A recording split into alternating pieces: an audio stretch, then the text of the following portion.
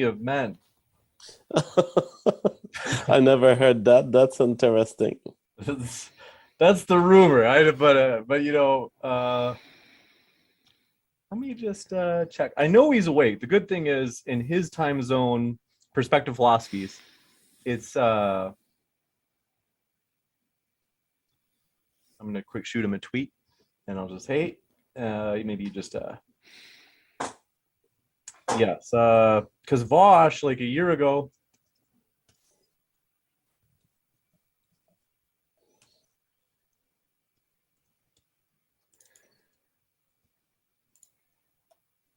He was snooping around Jesse's likes on Twitter, and he found that whoever was in control of Jesse's Twitter that day, because I don't know, maybe it wasn't Jesse, because it would just be surprising, but whoever was in control of his Twitter that day was liking some male-on-male erotica, and I don't know who it was. Maybe it was a prank, but then I think it was, I heard I shouldn't even say this because this is only through the grapevine, so I have no idea. But allegedly, I think someone was telling me that Gavin,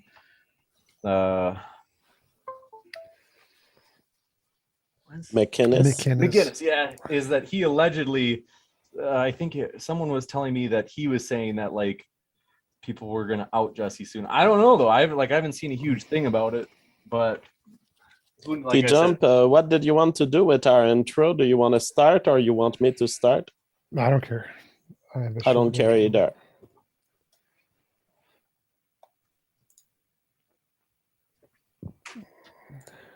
Sal, good to see you.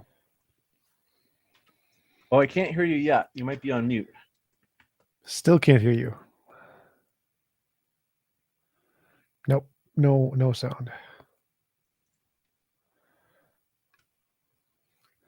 How about now? Now it works. Okay, great. I'd like to test my screen share. Sure.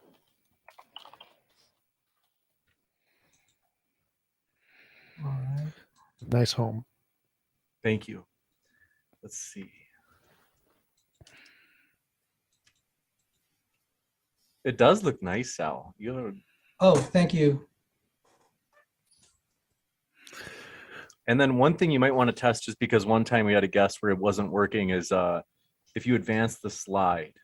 Well, question about the title. God is more compatible with theism than atheism? I mean, I have to agree. I tend to think that's probably true.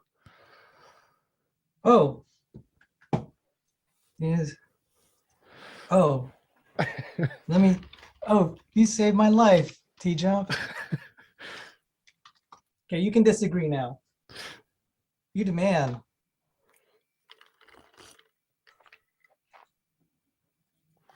So thank you, sir. As No problem. This was all kind of just all slapped together, and I just that's my intro. You're a good man. I'm gonna try to get my lighting going here.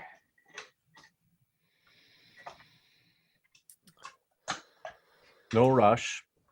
Where's Lewis? It's a good question. Is this going to be like 2v1? Yeah, that's all right. Well, it's 1:02 p.m. for him. So the good thing is he's almost certainly awake. He's just like I think he probably just, you know, I personally think philosophers, they're just, you know, less I mean, he's really intelligent, so I'm not trying to be mean, but you know, the philosophers, they just have their minds on things like ideas, and they forget about the world. So I'm not trying to be mean. I like perspective, but it's true. I'm telling you, philosophers, they're always late. They're not late on my channel. What are you talking about? They're like the kind of absent-minded, and I don't mean that in a mean way. Like I said, I know it sounds, because I mean, I'll confess that, you know, I'm absent-minded, and I'm not even a philosopher. So let me.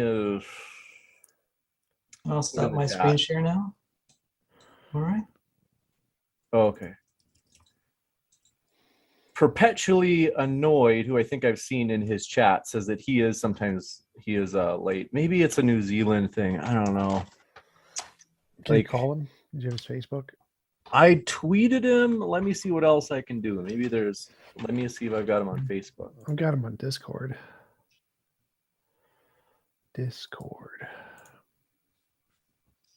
How with Lewis? Otherwise, I'll put in the chat that we're looking for a theist. I want to give him a little time though, because he's a Perspective. He's online on Discord. oh.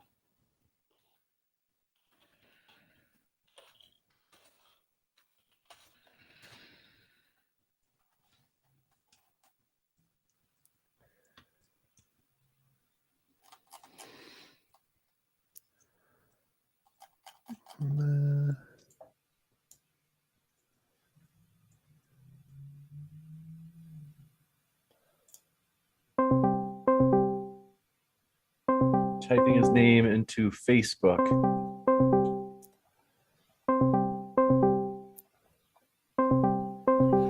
I'm calling him on Discord. I'm gonna increase my. I'll be right back, guys. You got it.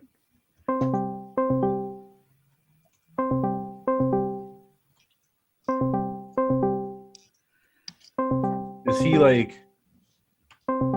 He's not like chatting on there though, is he? I don't see him yet. We just turned off the call, so he has to be on here somewhere. I think I have his Discord on here. I don't know. I don't remember what it is though.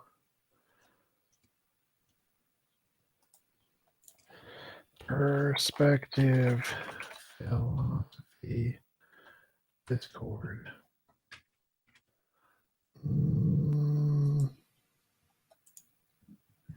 I don't think that's it. YouTube.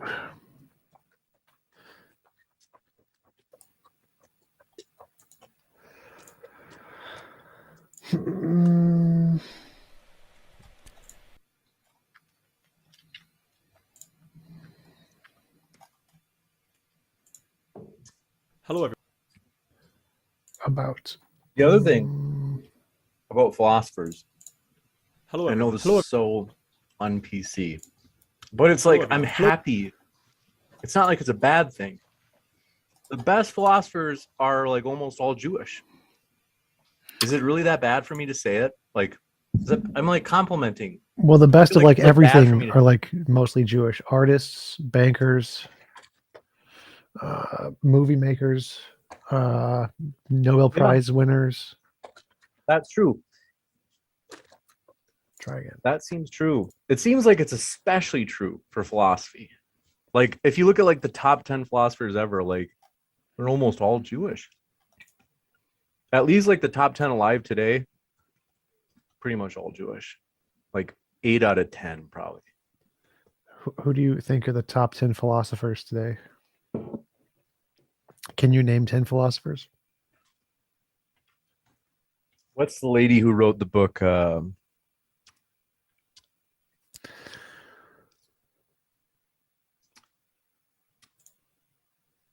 In terms of those alive today, He says, I got a message from Perspective Philosophy coming. Sorry. okay, good. That's Maybe encouraging. a porn reference. I don't know. I'm trying to, without your dirty jokes, I'm trying to think of philosophers. Daniel, who's part of the Four Horsemen, as they call it. Dennett. He's at least part Jewish. He's Martha. definitely not one of the top 10 philosophers. He's pretty well known for being like. How are you assessing top 10 here? Just most famous? No, he's like a huge philosopher of mind. Like he's had huge contributions to philosophy of mind. And philosophy of mind is like, last time I checked, it was like the hottest. Martha Nussbaum, she's big time. Fred Hoyle? Let me think about The physicist. The physicist. Fred.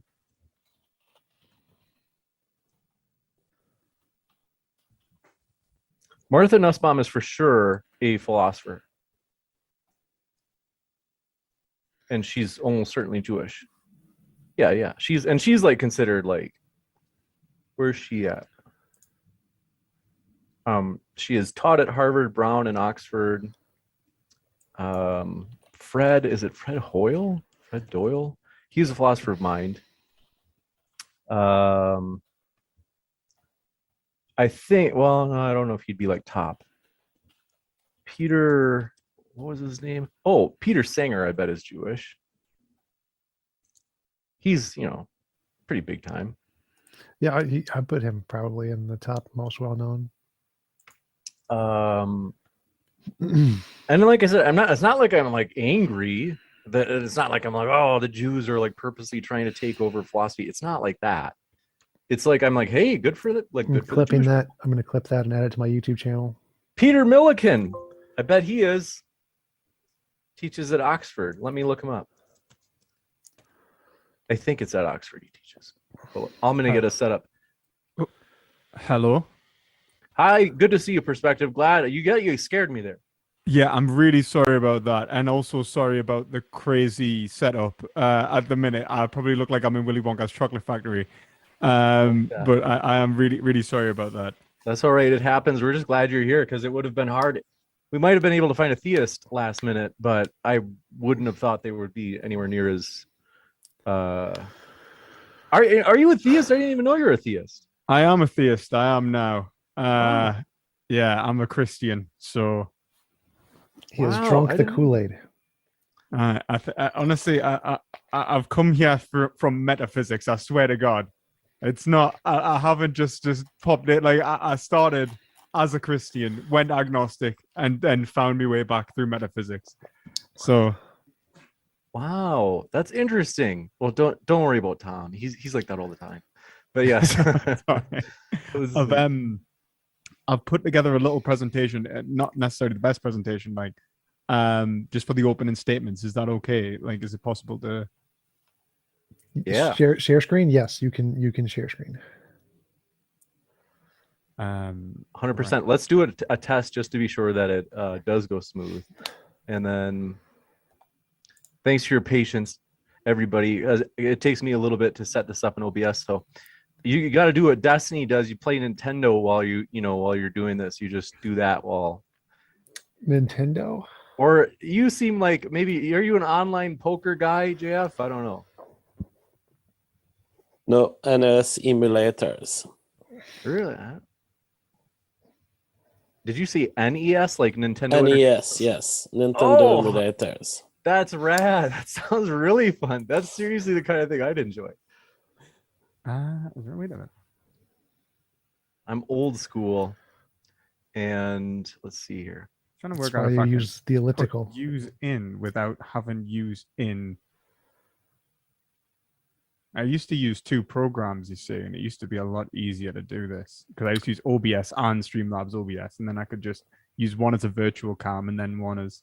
What I are could just you actually. doing? What the hell am I doing? Why don't I just do this? Like, and then just. I Click know this- because I'll still. Click the that'll share still screen not button. work. Nah. What are you attempting to do? I'm attempting to essentially put you guys in my stream whilst being in your stream. And I think I'm just going to have to go live on your end. Otherwise, we'll all be in it together. The way I'm doing Thing. is a screen capture. So I have one screen that shows the Zoom call, and I just screen cap that, and then I have another screen with my streaming stuff. So you have one screen. All right. Screen. Ah, right. Okay. And then you just. Okay. I don't have two screens though. But can you take the camera in Zoom instead of the virtual camera of Streamlabs OBS? Yeah, that'll be a good idea. That's how you do it. That's it. That's it, JF. Thinking like a scientist. That's exactly what you do. Very systematic. All right, let's see if I can do it like without it. Now, very often it will deny this because only one program can use Yeah, a camera, but That's what I was. sometimes just you about to can. say. But then I you think you could- need a doubler. You need something like a virtual cam doubler. That's what I was using a virtual cam, but I think there we go. Oh, that's coming in a bit funny, isn't it? You're squished. Yes. You've been squished. Why? But yeah, can't you Maybe just in do properties. You should just be able Is to do there like a window properties capture. in Zoom? It might just be that I have to. you mind if I leave and rejoin, or would that mess up James's? James, would that mess up I think your... it should. I think it should be okay. Okay, I'll be 2 seconds. No problem. And not only the most recent philosophers, Tom, Judith Jarvis Thompson, Bertrand So- Russell, yeah, he's von Neumann, the physicist, Richard. yeah. I mean, Feynman. it's trying to think of like the only exceptions. Like, I can't remember Hume. I don't think Hume was Jewish. I think he was. German. And then Kant. German. Yep. I'm German, by the way. And We can tell it's your jawline.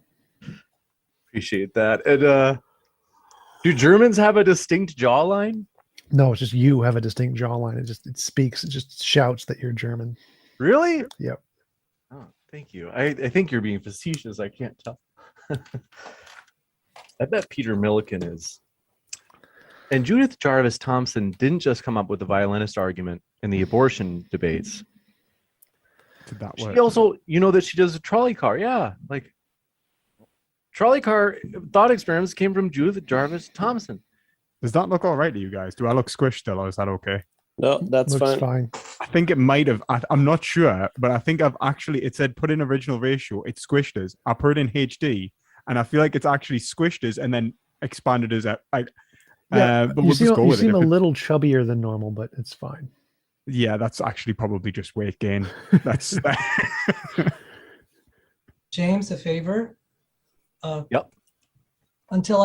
Can you start the clock once my screen is up? Because sometimes it takes a while to get it up with all the coordination and technical.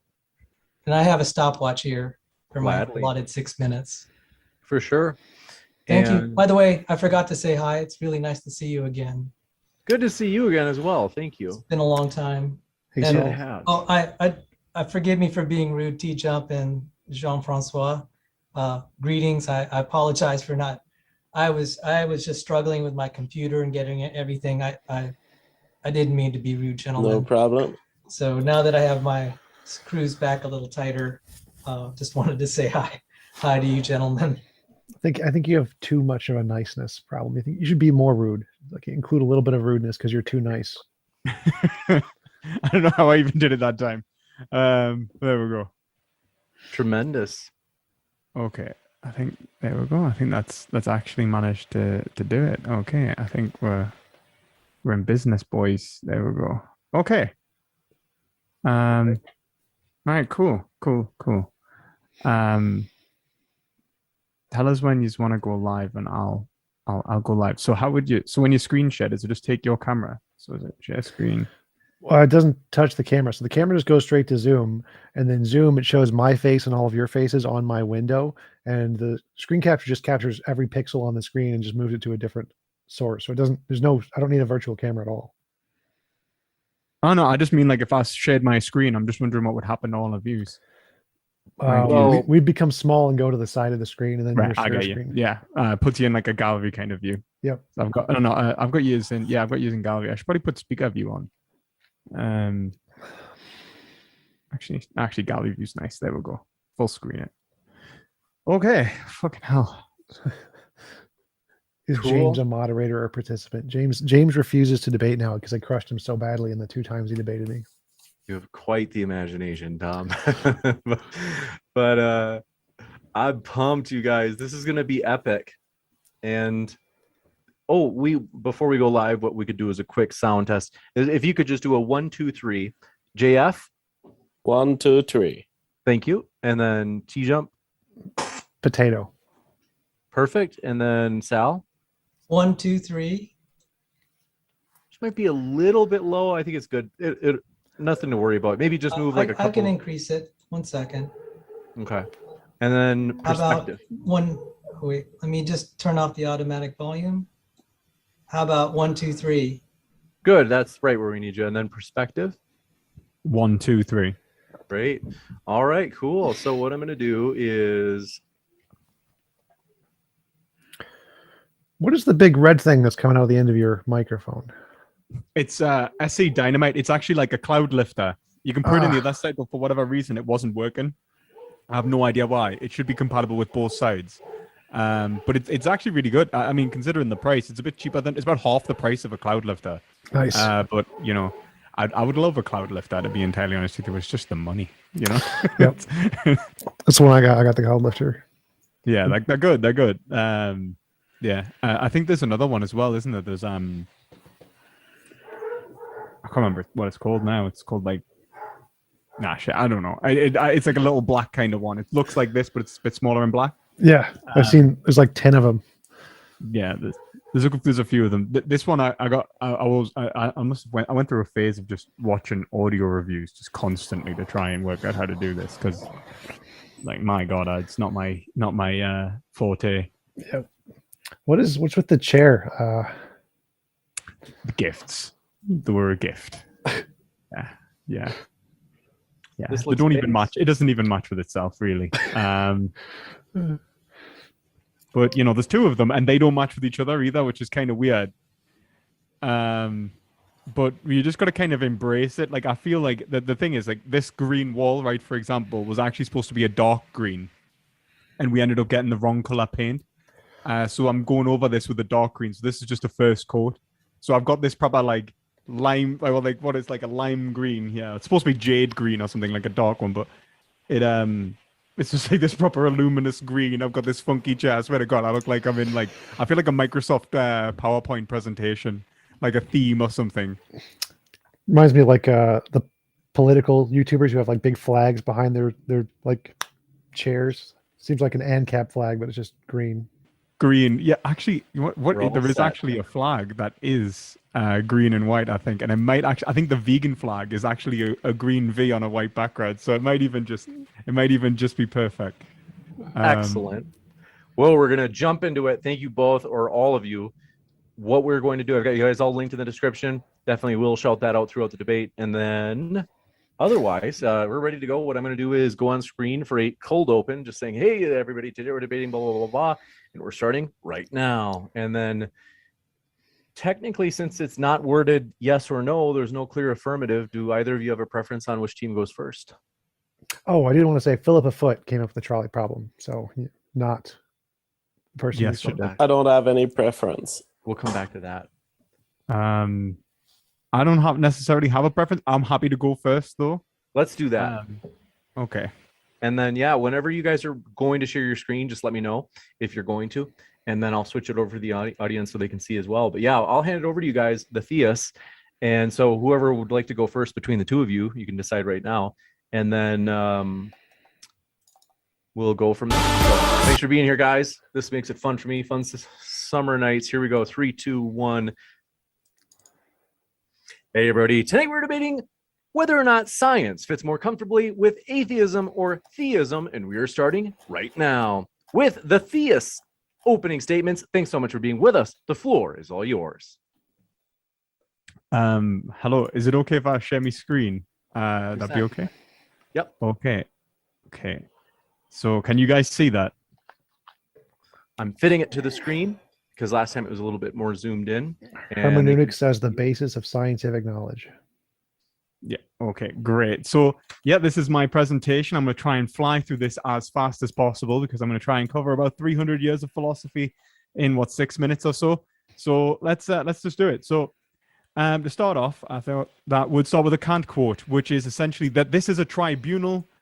This tribunal is no other than the critique of pure reason, because that is what this debate will be, whether reason can justify itself, or specifically, whether inductive reason can justify itself. I thought I'd give a quick outline of where I believe the compatibility of the hermeneutic model, which you can see in blue, the whole, the contextualized experience, the parts integration, all necessarily forming a complete subject analysis, and the scientific method as observation, research, hypothesis, and experimentation, and then analysis and the reporting of conclusions into a new observation, which is then reanalyzed.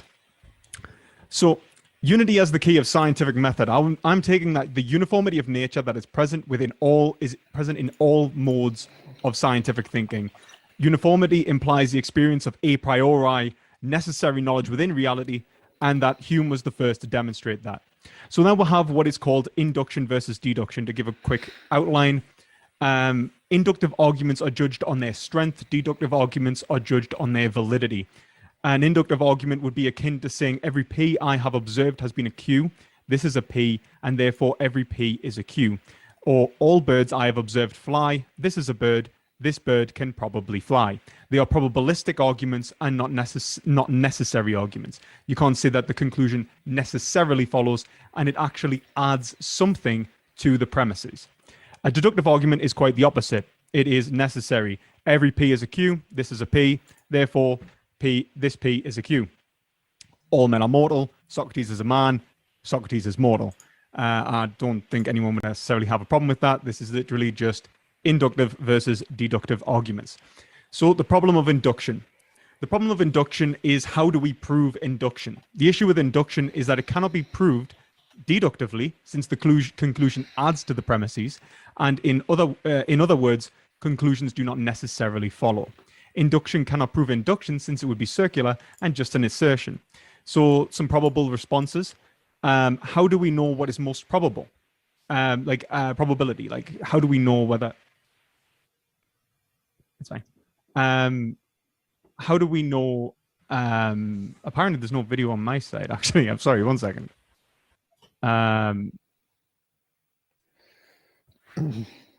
Okay. I don't know if I can actually fix that.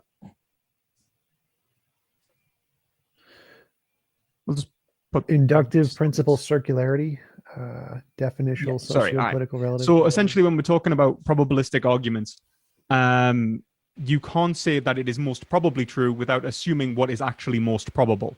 So this essentially leads to a circularity in which you assume what is probable in order to prove what is probable.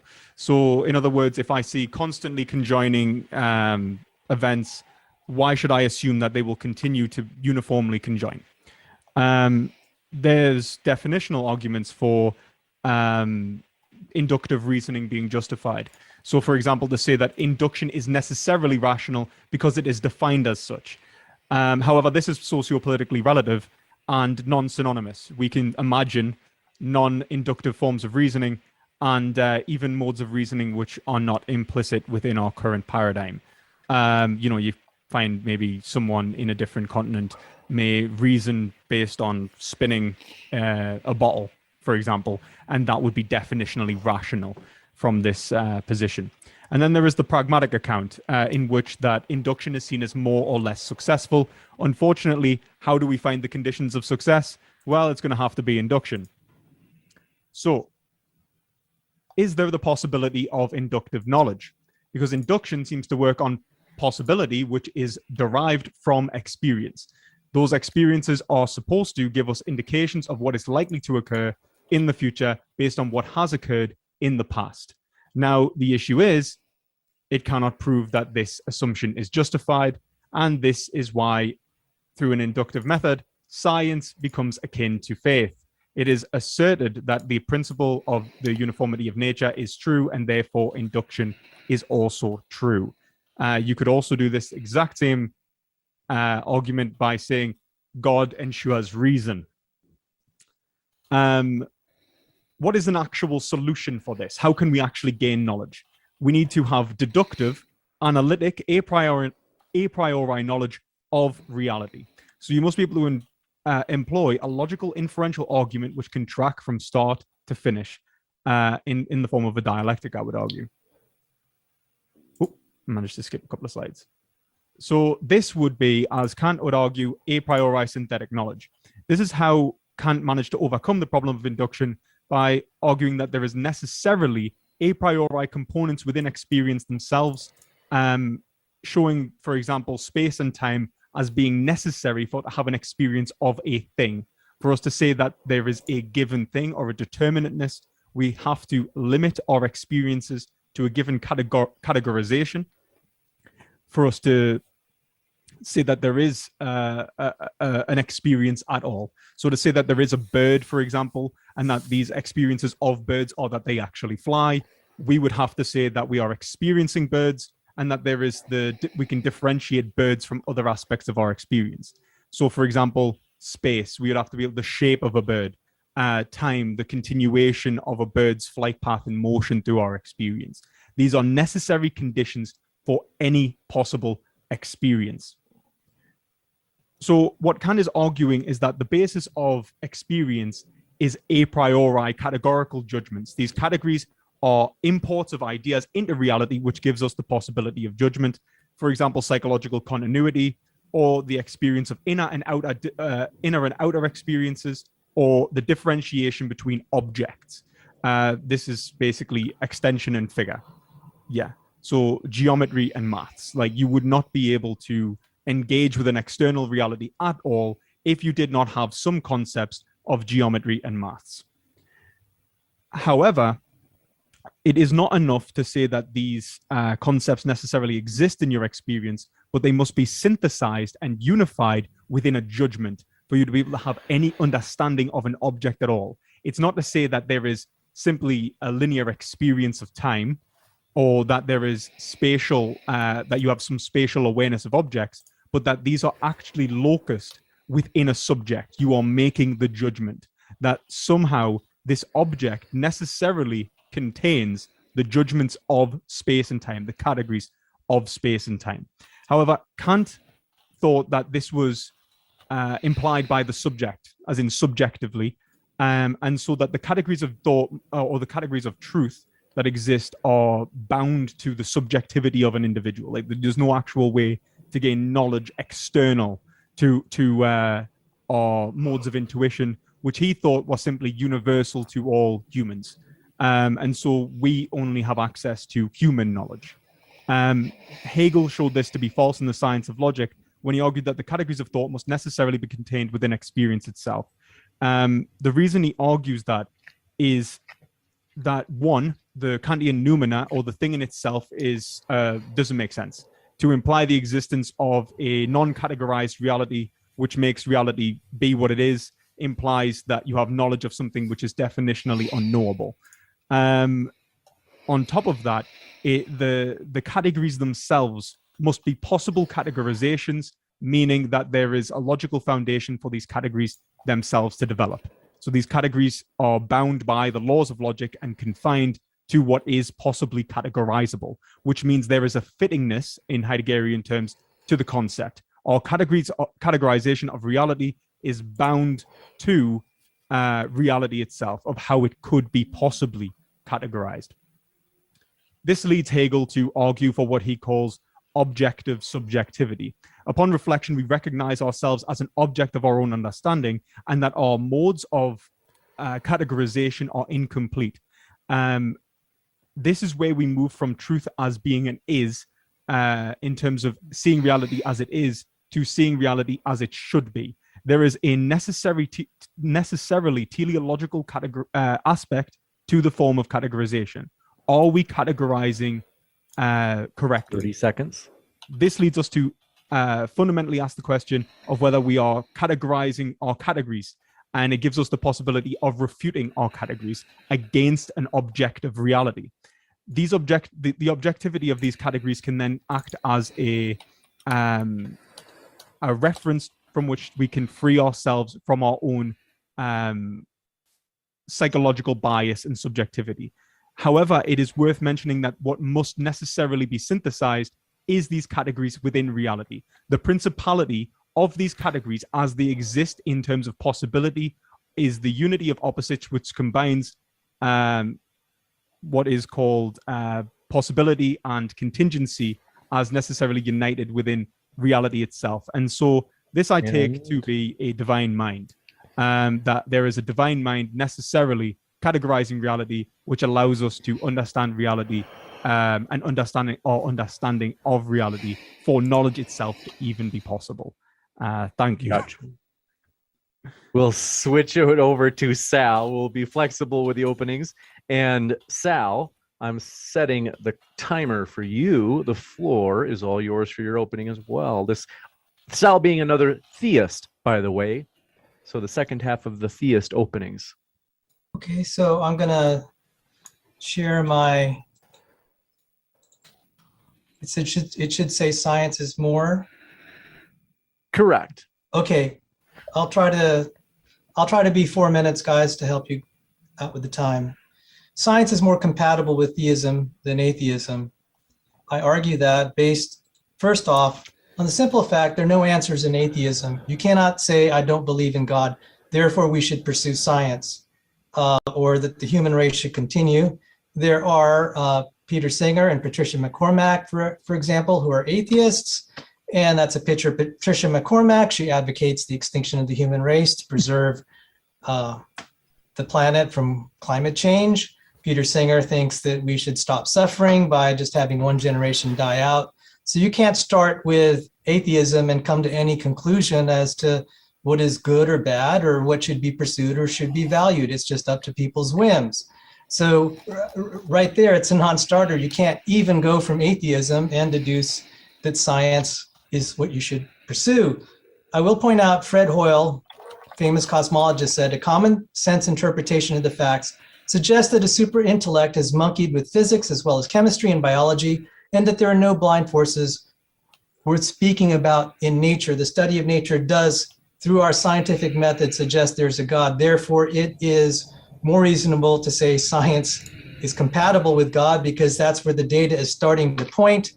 I could point to this in quantum mechanics. I have this book on quantum mechanics, F.J. Belinfante, and he was also in my statistical mechanics book. I'm not going to quote it, but he just mentions that quantum mechanics implies God. Can't run away from that. Also, Richard Smalley, Nobel Prize winner in chemistry. He said evolution has just been dealt a death blow. After reading Origins of Life with my background in chemistry and physics, it's clear evolution could not have occurred. And so that right there, science is more compatible because the data we're getting now, maybe 20 years ago or even 40 years ago or 100 years ago, that was not the case. But as the data is flowing in, it seems that science is more compatible with the idea of God and a miracle causing the origin of the universe and life. And we can get into that more in the free discussion. Also, Eugene Wigner, he's a Nobel Prize winner, not in chemistry, I'm sorry, it's in physics. He talks about relating to what Lewis said about the things about forms. It's amazing that the laws of physics agree with mathematical forms. The proper term is algorithmically compressible forms. There's no reason it should do that and then to conform and make the scientific enterprise possible. He says this is a miracle. So the scientific method itself is a miracle. The Mind of God by Paul Davies goes into that. And in my last minute, I'll cover a few things. A lot of people don't know that abiogenesis theory is falling apart. It's so bad now, they're invoking multiple universes that you can't test or verify. So they've actually had to go outside of science anyway to explain the origin of life. This week, there's been some terrible things happening to the theory of evolution. Some experiments have shown that even some well-accepted theories are falling apart. And I review papers on my channel that are showing that evolution's in big trouble. An evolutionary biologist said if junk DNA is real, then evolution is false. We're finding junk DNA is actually functional, and therefore evolution is false. And also, the idea of evolution, it's actually been hurting medical science, and we can cover that more. So I would argue vociferously that theism is more compatible with science. Thank you. You got it. Thank you very much for those opening statements from our theist team. And we're going to kick it over to the atheist team for their openings as well. Want to let you know, folks, if it's your first time here at Modern Day Debate, we are a neutral platform hosting debates on science, religion, and politics. We hope you feel welcome no matter what walk of life you are from. And hey, if you haven't yet, hit that subscribe button as we have many more debates to come. With that, JF and TJump, thanks so much. The floor is all yours. All right, TJump, would you like to start? Sure. The question is science more compatible with theism or atheism? And in order to show which hypothesis is better, you need a hypothesis that makes predictions, and the one that makes predictions successfully the most is the better hypothesis. The one that does that is the atheist naturalist hypothesis. The God hypothesis makes no successful predictions. It just doesn't do anything to show that it's true. Simply saying that there are some things that science can't answer, or there are some things we don't know, isn't an evidence of God whatsoever. Simply saying that you need a divine mind to categorize things isn't evidence of God whatsoever. It's just an assertion. Clearly, we don't. Sal presented a bunch of quotes of scientists who agree with his position, but didn't actually explain how any of what they said is actually evidence, because it's not. None of them actually have evidence of a God, which is why the consensus and majority of all of the experts in all of those fields are atheists, because all those quotes he presented are just those specific scientists interpreting the data in a way that they like, but none of them actually have evidence to support that sentence. That's just their personal favorite interpretation. So we're going to need some evidence to why those statements would be true, not just a list of statements from famous people. Algorithmic compression forms there's no determining factor that we know about in nature that would cause these, which is, colloquially put, is there's no reason why it should happen. But they didn't say the fact that we don't know of a reason why it should happen, therefore it must be a miracle, is a basic argument from ignorance fallacy. We don't know, therefore God. So that's also not evidence of God. It's literally a basic fallacy. So those were like the only arguments I heard in the openings of my opponent. So couldn't really follow much of what they said in relation to the topic of the debate. And I love from perspective philosophy to give me like a structured argument, premise, conclusion of evidence of a God. That would be super helpful. But yeah, so the best hypothesis is the one that makes the novel textable predictions and gets it right. And the only one that does that is naturalism. There's no evidence of any kind of supernatural anything ever, because none of them have ever been able to make novel successful predictions. And so science, which is the field of novel successful predictions, indicates naturalism more than theism. Absolutely. I agree with everything that TJump just said. And the whole argument of perspective philosophy, basically, I recommend to the audience, put it in a box, throw it in a trash. There's nothing there. Perspective philosophy's entire argument is based on the premise that science must find an answer to his philosophical problem of induction. It is not a problem of science, the problem of induction.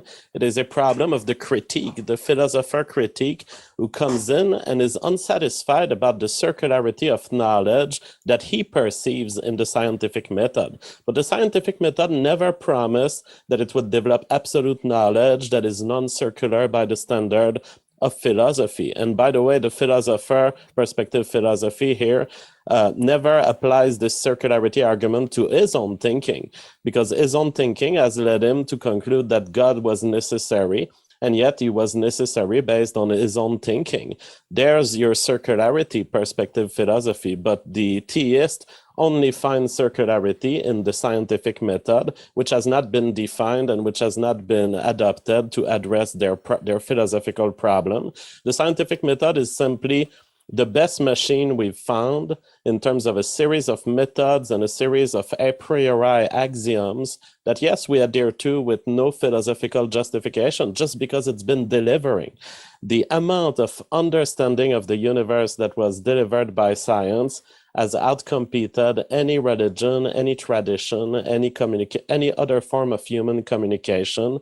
It carries predictability from why squirrels exist to why the entire universe exists. And so that's the method of science. It doesn't have a philosophical promise. Going back to the details in Saul, because I think that addresses the whole perspective philosophy bout, which, by the way, was not at all about the main subject. So that's why TJump had a difficulty finding what is about the main subject here. There's nothing about the main subject. We don't have a justification for God. We don't have even an indication of how perspective philosophy concludes that science is compatible with theism. Saul comes in and presents horrible people like Peter Singer and a demonic woman who wants to kill people. By the way, we've gotten rid of at least one aspect of the demonic woman problem in America yesterday, as we have abolished Roe v. Wade.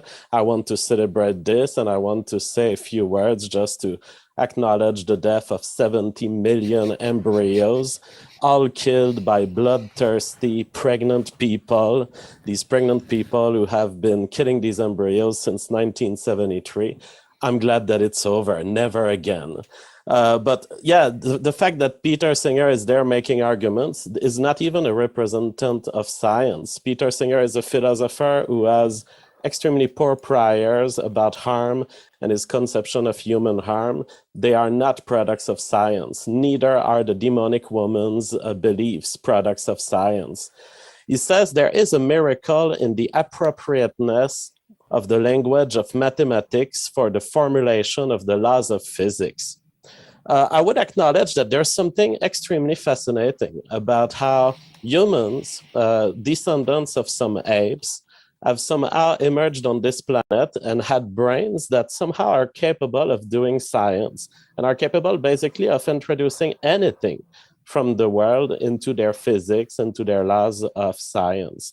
It's fascinating, but it doesn't mean that a God is necessary as an explanation. And by God, I mean an intentional being creating the universe. As it turns out, evolution is a satisfactory explanation for why humans have developed extremely plastic and extremely variable language, which can basically integrate anything. The reason is if you have a blind spot in your communication system, if there is something that your language cannot represent, that blind spot could eventually be an evolutionary weakness. And so it's absolutely natural under the theory of evolution that species, they evolve to gather all information from around them that could be relevant, and they evolve to be extremely plastic as to how they will interpret it, how they will react to it. So evolution being a satisfactory explanation for why you have general intelligence, general patterns in the brain that can represent anything, there is therefore no need to invoke a God explanation. And then, as a last comment, Sal makes the argument that there are some well-accepted theories in evolution that are falling apart, that, for example, junk DNA, if it's real, then evolution is false. That is a false premise. Junk DNA could be true or could be false. It is by the standard of empiricism and evidence gathering that we will determine if they are. And nothing is incompatible with the theory of evolution, whether it's junk DNA is true or junk DNA is false. Personally, I've always thought that there's probably functional aspects to junk DNA that are ignored and that we don't yet know. But whether you believe that junk DNA exists or not has no bearing on whether the thing that you're looking at has evolved. Junk DNA could very well have evolved from the simple noise, the generation of mutations that don't get selected, or junk DNA could have evolved to have functions, in which case we would say simply that it's a product of natural selection. All in all, we have a perspective philosophy who provides no argument at all for the compatibility between theism and science. His argument is purely philosophical and does not address what science does. And Saul makes false arguments around theories that he misunderstands from science. Science is much more capable of handling the contradiction that Saul Cordova here perceives. Science is able even to change its view if brought new evidence, and that's how it would happen, not through philosophical or incompatibility arguments that are fallacious. You got it. Thank you very much for those openings. We're going to open conversation. Want to let you know, folks, our guests are linked in the description. So if you'd like to hear more about their views, you can certainly click on those links right now. And that includes at the podcast. If you're listening via the podcast, as all of the debates on Modern Day Debate end up on the Modern Day Debate podcast within 24 hours, you can find our guest links there as well to learn more about their views. So with that, thank you very much, gentlemen. The floor is all yours. Yeah. Well, I actually wanted to ask about perspective philosophy. I was going to say, can I just quickly respond to Jeff more than anything, since actually one thing I will say at TJump, I do think I need to outline things a little bit better, maybe make my position a little bit more clear. Yeah, I wanted to. Can I try to steelman your position? Because I want to see if I can interpret what you were saying. Well, before you do, I just want to point out GF's position. Like, if I had done a better job, I really feel like GF couldn't have made his argument so bad in such a small space of time. I just don't understand. Like, a priori axioms, you start saying that science does not consider the foundation of its own knowledge So it's just asserting the existence of scientific knowledge. That other individuals have poor priors while speaking to Peter Singer, yet arguing in your own statement that these are assumed, that these are axiomatic assumptions, and you don't even address what knowledge is and whether science is capable of even producing it, and how science could be, in terms of reasoning, be capable of producing it. What outlines the separation between a scientific method and a non-scientific method, and whether the scientific method is even able to produce knowledge. So you manage to not only contradict yourself, but completely move over everything I said in my PowerPoint, which is fair enough. Maybe I didn't explain myself well enough, but my God, like anyway, sorry, TJump, you wanted to. I just want to respond to this, and then we can get to TJump. Just to say, knowledge can have various definitions depending on the context in which it is used. Knowledge, as a general tree of knowledge, I would say knowledge is coherence. And that's true in mathematics and in empiricism. However, when we talk of scientific knowledge, very often we talk of the capacity of a system of the mind to predict the future. And so knowledge is just how much of the future can you predict, or just how much of what you don't know yet can you predict based on a scientific theory. That is the general standard for empiricism. Right. So you're saying so it's just simply logical consistency. So there's no correspondence necessarily involved in the production of knowledge. So for example, the scientific method said, testing sorry, just to clarify, he reality, literally said that it's correspondence to future prediction. So he was saying that it was a correspondence. He said knowledge is basically coherence, and then said correspondence to future predictions. So it coherent against itself. Like, is there any value of empirical testing? The thing is, when you define knowledge as a whole, you have to include the truths of mathematics, and the truth of mathematics are purely abstract, and they don't come with a prediction in the world unless the world is made of mathematics or is behaving like your mathematical structure. That's why I say at the base level, knowledge is coherence. And then when we talk of scientific knowledge, we really talk about interacting with the empirical world around us, and then it becomes a finer definition. Okay, so if let's just say like the production of numerical identity that exists in mathematics and its necessarily logical relationship with each other. Yeah, I would agree. That would be deduction, and I would say that would underpin induction.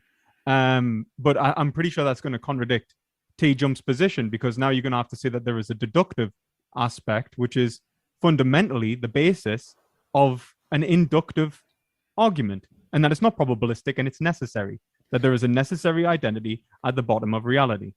Well, so that's fine. Like in empiricism, we can accept analytic knowledge just fine. Like I don't understand how in your argument. So I'd like to move back to like the topic as much as possible. Okay. I don't understand how in your presentation analytic knowledge in any way indicates a divine mind. It was like your concluding remark to this foundational argument you made was something like, for knowledge to be possible, you need a divine mind to categorize things, or something along those lines.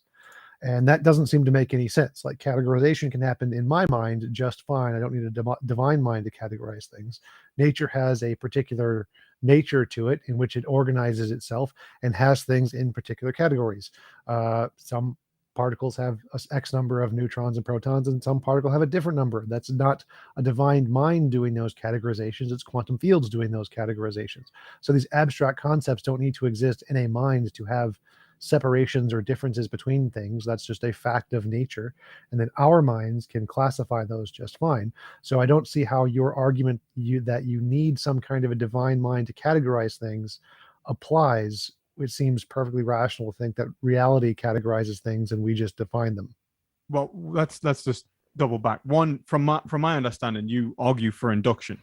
That's correct. Like induction as being the basis of the scientific modality. Yeah. And induction is a language, and language is based on logic. And so the deductive part is a structure of the language that we use to form induction. Induction is a form of reasoning, and it exists in the natural language, but I mean, it exists as a form of thinking. Yes. So logic undergirds all of that. Yes.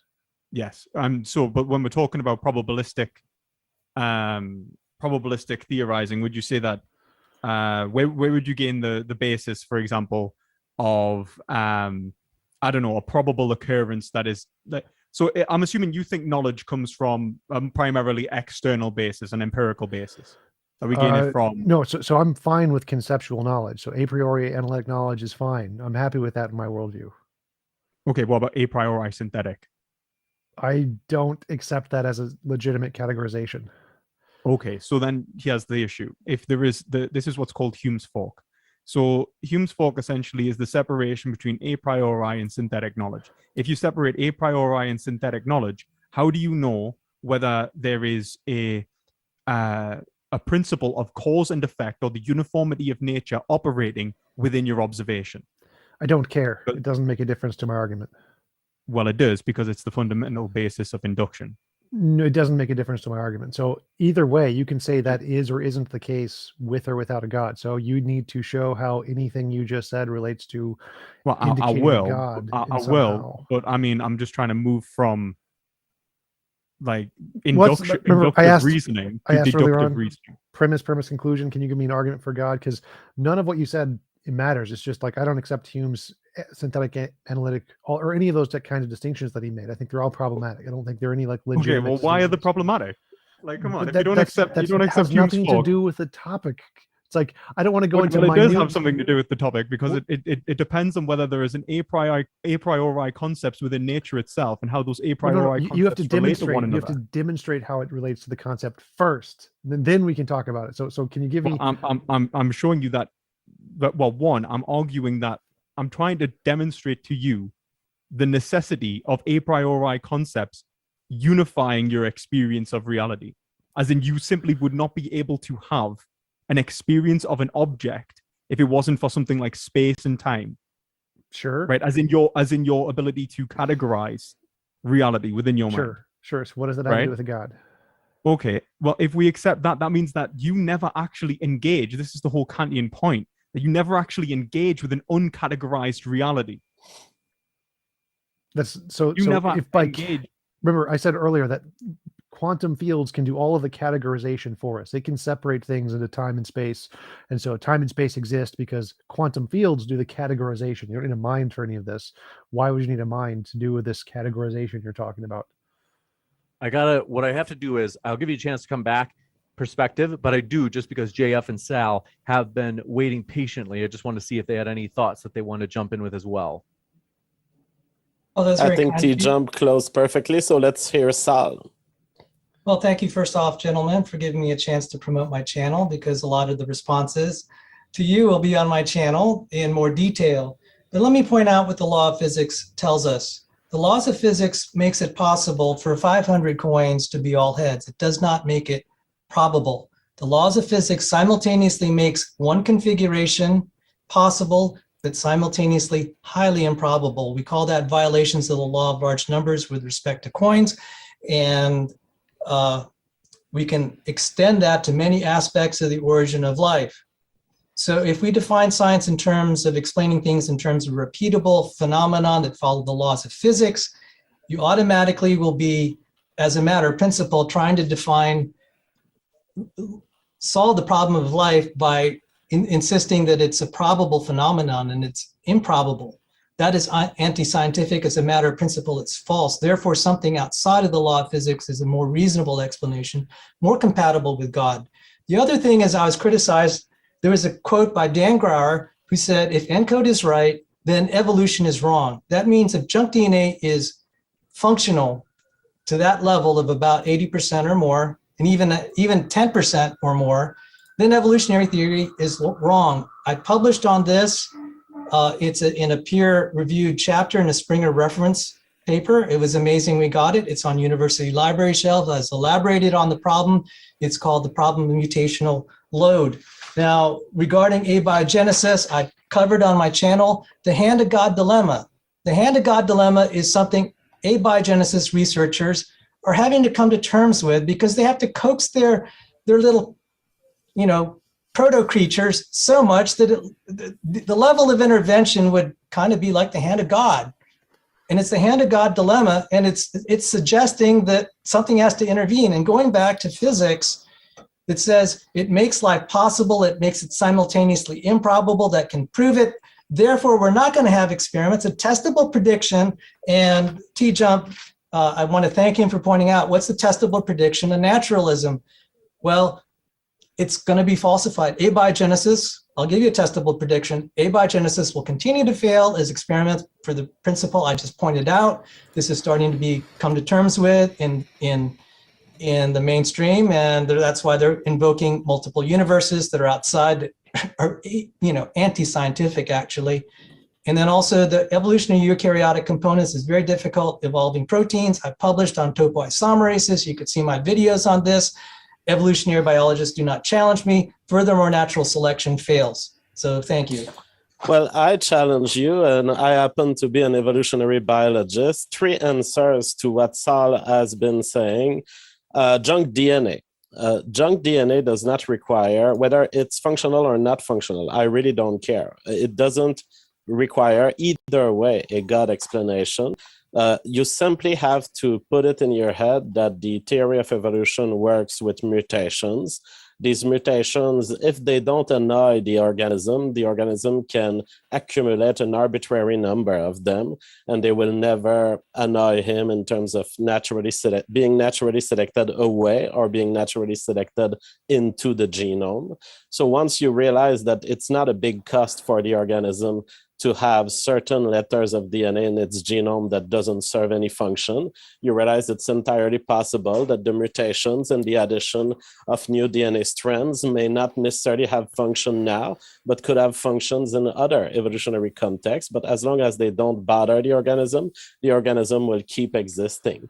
If junk DNA is functional, then it's even more in line with a specific part of the theory of evolution. It means it's naturally selected. Perhaps there are parts of DNA that don't have a big function. They may help the other parts of DNA to be exposed properly to proteins that read the information. And if so, then they have a little function, and so be it. If they have this little function, they will be naturally selected into the population, as they will help people reproduce, make babies. As far as abiogenesis goes, I have the answer to abiogenesis. My book is called The Revolutionary Phenotype.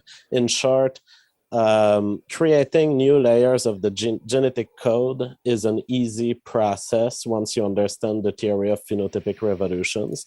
The theory simply goes as follows. Certain replicators end up creating other phenotypes, other molecules, and eventually these molecules turn out to be better at carrying genes than the very first genes that gave birth to them.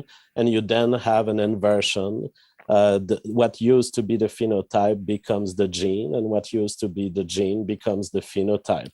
This explains why we have genetic layers in our life forms. One of the prediction of my theory is that you'll actually accumulate a certain number of genetic layers as the protein life form gives birth to RNA, RNA gives birth to DNA, eventually DNA may give birth to something else. That's how life is built.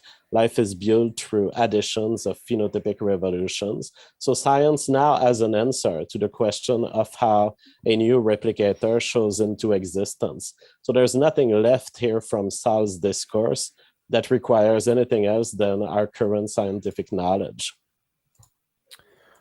I wanted to just ask 2 questions, one for Sal, one for Perspective Philosophy.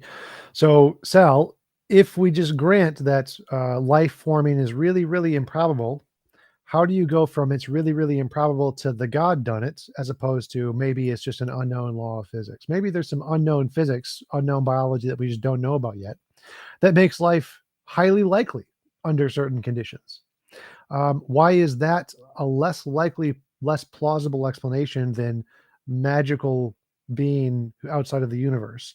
And for Perspective Philosophy, to pick up on our last conversation, why does categorization require a mind of some kind and not just quantum fields? I'll let Sal go first, and then I'll. Well, thank you. TJump, that's actually a very good point. How do we go from life is improbable to there being a God? I've established life is highly improbable. We can go through all the papers. And one of the problems in short debates is Brandolini's law. Someone can make a statement, it's going to take hours to refute it, and that's why I have my channel. I just needed to, well, I'll respond to you, TJump. I'll hold some things for JF later out of respect for you, TJump. And JF, that was a good response, or respect. I think you're wrong, but I respect you nonetheless. How do we go to God? Well, when we look at the design of even a cell, or even its major protein families like homohexameric helicase, topoisomerase, transmembrane proteins, I've asked biochemists, if you take, do you know any biochemist that could build this from scratch if they didn't have the blueprint already existing in cells? They said, no, this is too difficult a problem. It exceeds, the cell exceeds the technology of all humanity at this point in engineering. So whatever created life has a lot of intelligence, skill, and knowledge. If it's not God, it at least has a similar skill set. Thank you. Well, the question was, why couldn't it be done by undiscovered physics? Couldn't there be undiscovered laws of physics and biology that do all of this with no mind? I pointed out, and it is a tough argument to show that it is in Hubert Yockey's information theory and molecular biology. The characteristics of life must, as a matter of principle, transcend the laws of physics. Just like a computer transcends the laws of physics, the structure of a computer is not, it's made possible by the laws of physics, but the laws of physics do not make a computer inevitable.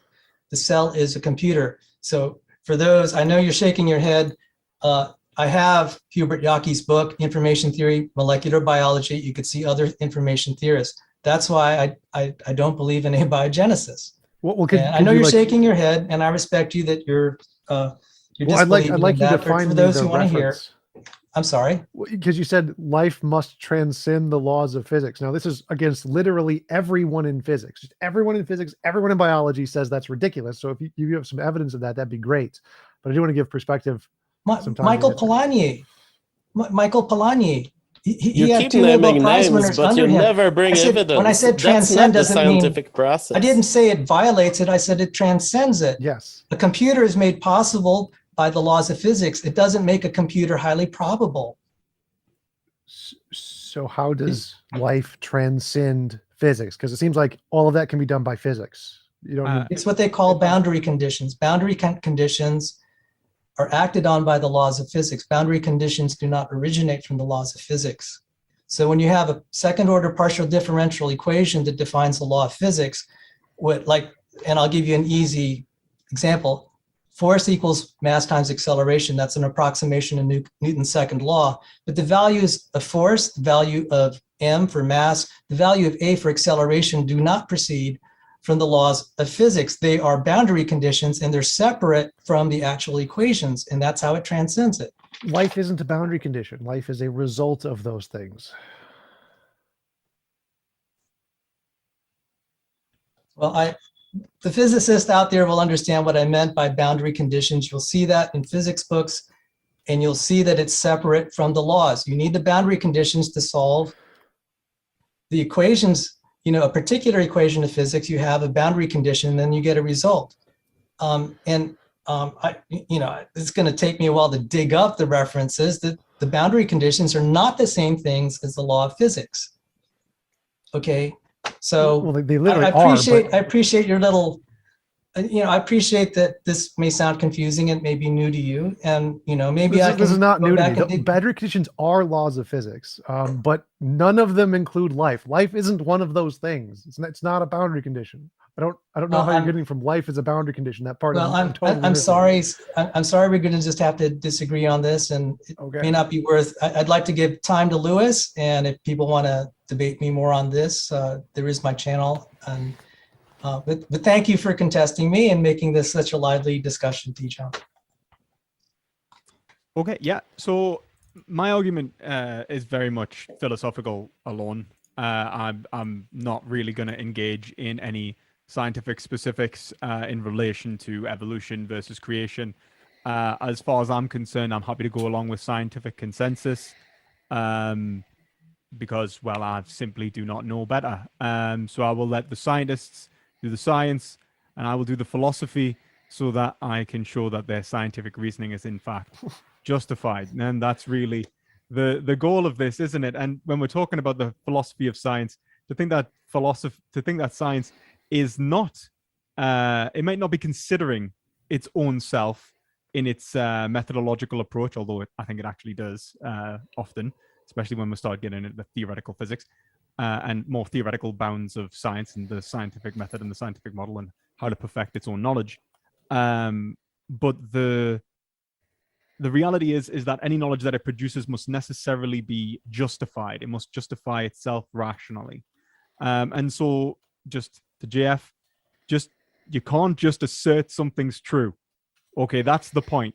So in order to hopefully get this back on course to TJump's question, which is why must we have a unified mind in relationship to or a divine mind specifically? Why can't these simply be unified within your mind? Well, obviously what you're purporting there isn't actually basic empiricism anymore or materialism.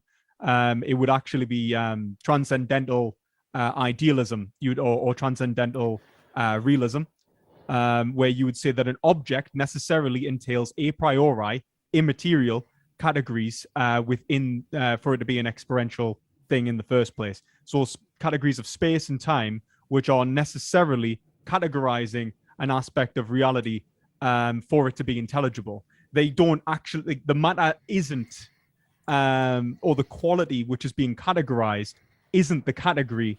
The category allows for the experience and the understanding of the thing itself.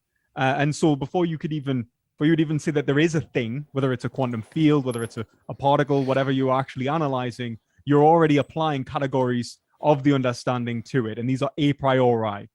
These are prior to experience. These are necessarily true, analytically true, and are immaterial in that respect. They are ideas.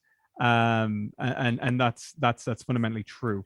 Now, whether they're synthesized in your mind, I do actually think they are in many ways. I think that your mind is synthesizing them. I think Kant was actually onto something when he said that, that these are synthesized in the intuition, well, that by the pure intuition synthesizes the stimulus from reality into. Do you mind if I interrupt just to ask a question about the previous thing you just said? So from my perspective, I'm not advocating for transcendental idealism. I'm saying physicalism. The physical stuff exists first. So I think space and time are literal physical things. They are a thing that exists. And then we come up with categorizations after we see them, after we experience them. Obviously, they must exist first to create our brains, and then our brains come about and make up categories. So there's no consciousness prior to human brains in my model. Well, why would we need those first? Yeah. That's the this question. is the problem, and this is why I wanted this is the problem of induction, primarily, or related to the problem of induction or Hume's fork, actually, when I tried to bring it up before and try to argue that, well, these a priori concepts necessarily must be contained within any experience at all for it to be an experience which is understandable. The whole point of Hume's fork is to say, okay, we have identities, we have belief states about identity, about reality as we see it, right? Like that this is a table, that this is a wall, that let's say shapes and forms exist, that numerical identity exists. The problem is that if we say that knowledge is external and gained through impression, there is no reason to believe that any of our beliefs about those impressions are necessarily contained within the impressions, specifically. And he puts this forth by in relation to cause and effect, which is the uniformity principle, which is necessary for induction, as two billiard balls striking each other. He says, I see one ball strike another, and I do not see a third term betwixt them. In other words, you cannot observe the principle of causality, from which leads you to believe that event A necessarily caused event B, that there is a relationship between event A and event B, which would create a logical inference, which would justify your ability to predict probable futures. And this is why Hume is necessarily arguing against Newtonian physics, and why Kant is actually defending Newtonian physics by proposing transcendental idealism or transcendental realism. Now, that transcendental idealism means that we exist in the phenomena, That there is the Okay, I'm totally relationship totally between- lost again. So my question Okay. was, I don't care about induction. You can just forget everything about induction. It means nothing to me. I want to know, why do we need a transcendental mind for things to have properties? It seems like things can have properties, and those properties can be described with categorization, but the categorization doesn't need to exist in any mind. It's just things have properties in and of themselves, What's a thing? like particle, wave, energy. What is a particle? Why would you say a particle exists? What is it? Where does it exist? Inside the quantum fields. Everything is a fluctuation of quantum fields. Quantum fields are the basis of everything. They are the fundamental nature of all reality. You can make this way more basic in terms of why do you believe that any of these things exist? Well, so you can suppose that I don't. Suppose this is just hypothetical. I'm saying hypothetically, we don't need any minds. We can just be, there is a thing that exists. I just mean, like, what is, like, I'm assuming you believe, let's say, for example, that there is a computer in front of you, a microphone, right. like, you know, So physical I'm gonna- reality. The reason I'm saying this is because I want to make a distinction between epistemology and ontology here. So, like, this is kind of where you and JF were talking past each other too. It is logically possible for there to be a reality where it is literally materialism is true and there's physical stuff that exists first. Now, whether or not I know this or whether or not I believe this is irrelevant. It doesn't matter. This is possible. And so until you can show that this possibility is less desirable or less preferable to your possibility where there's a mind doing categorizing stuff, then a priori we have no reason to accept your model over this model. And so I'm asking you, If I what may, is I'll respond to that. Like, Sure. so if we're talking about possibility and its relationship, one, I would say that actuality implies possibility, that there is a constraint to possibility based on what is actually possible in terms of categorization, in terms of the limitations of identity. For example, a thing cannot be itself and its negation. There has to be that there is this in modal logic is called the necessitation rule, that it must be necessarily possible. So possibility itself is limited in terms of its logical relationship with itself, in terms of a unity, in terms of its actual existence. And so when we talk about possibility, first and foremost, we already have to presume the actual foundation of what is and is not possible, which is logic. Logic is necessarily presumed within reality itself. so I agree with everything you said, but right now that's I'm the glad you same in did, both 'cause of our you worldviews. didn't. So you'd still need to say there needs to be like a Well- symmetry breaker here. Why should we prioritize this is- yours over mine? In terms of the relationship between an identity, the given conception of a thing, and the experience of a thing, and your beliefs about a thing, and an external impression, like, so for example, like Hume is actually saying, right, in terms of I'm assuming you're going to argue for some sort of empiricism. No, is that no, I'm not. I don't care No. anything about empiricism. The only thing I'm arguing is a priori, with no knowledge of the world whatsoever, it is How the logically fuck the do you case think that you get both knowledge? so what I'm trying to get you to present me a reason to assume we're just minds. I know, but I'm in a trying to. vat. You're a materialist, right? Like, how do you gain No, knowledge of the no, material? we're not there yet. So I don't care about materialism right now. We're I'm not just there asking yet. you How far back do you want to go? a priori knowledge. So your thing, Yeah, you claim so your thing, a deductive priori knowledge. Let's Now, just a stop, priori one sec. A So- priori knowledge about a thing. Like, why do you think What? you can have knowledge about a given thing? That's the point. Like, what I'm attempting to show is that any form of knowledge is only possible if there is an analytic precedent which pre-exists it. In terms of reasoning, reason can only justify itself if it can deductively establish its own truth. That's the point. Well, I don't care. I don't care about my reason being You justified. necessarily have to care. If you don't accept that reason, it creates knowledge. I can just say then you none of don't. my reason is justified. I can say like the scientific argument you made with JF that None of my science reason is doesn't justified. science think you can doesn't say one sec. So science doesn't talk about its base and justification. It doesn't care. It doesn't care what the justification is. Maybe we're in an idealistic world. Maybe we're a brain in the vat. Maybe we're in the matrix. Science doesn't care about any of that. It works. We don't care why. So It wait, only to even say that it works, you have to be able to propose. No, you don't. It only has to appear to Yes, work. you If do. No, you don't, because works is methodological. If it appears to work, it works. Those are synonymous. But that's a relevant point here. So the point here is that you can just assert it. It works. It works. Why? Because it works. No, it's relevant. No, so because the of history. of history. And how do you know what history? For fuck's sake. Who cares? Who cares? I Epistemology see doesn't stuff matter. around me, and even if that history is the history of a fucking virtual matrix plugged doesn't- into my brain in a I vat, don't think- I I don't don't think give a you're shit. missing the Science point. still You're predicts missing the that point. better than You- your framework. No, I believe in science. What you're arguing for is fucking magic. That's the problem. Like No. this is No, this it is not magic that Yes, it is. science You're has like, successfully how do I predicted know? Wait that a there minute, would no, be no. genes, and How then do we I found know? the How do I know genes. science And is it's not proving magic that it's science true? has predicted all of the gravitational interactions between the Right. stars, and it turns out that it was true. It is No, not magic I at all. It believe is in history. science. It will come right I back It to you believe is for in a science. history man. of stacking truths one after the other, and I all believe of in it truth, and I being believe true. stacking truth. That's the look. To even say that, even be able to say Stacking correct truth. predictions. Correct. Stacking Oh, correct Of predictions. what? Predictions of what we will see in the future. Predictions of what you will see. Okay. And Yes. what? How can you say you are seeing a given thing or experiencing I'm feeling a it. given thing? I'm feeling the recorder You on my feel scientific a setup star that and the has a existence of little a star. it has a little needle, and it indicates to me what's happening in the world. Okay. TJump thinks that we don't that science doesn't need success conditions, and it necessarily appears to be correct. No, That's how you. no. And you. that Not was necessarily. You didn't use the word necessarily. so I wanted to go back. I want to go back to like try to clarify your actual argument because we still haven't gotten there yet. So I'm my trying position. I'm trying to establish the foundations of reason as being a priori synthetic. Right. And I want to Okay. go back to that. So if we assume that we have no foundation of knowledge whatsoever, how does your model give a better foundation than our model of materialism? Okay, so this is in basic terms, materialism already presents a category which exists ontologically. Okay, and For how us does to yours be do able that to better?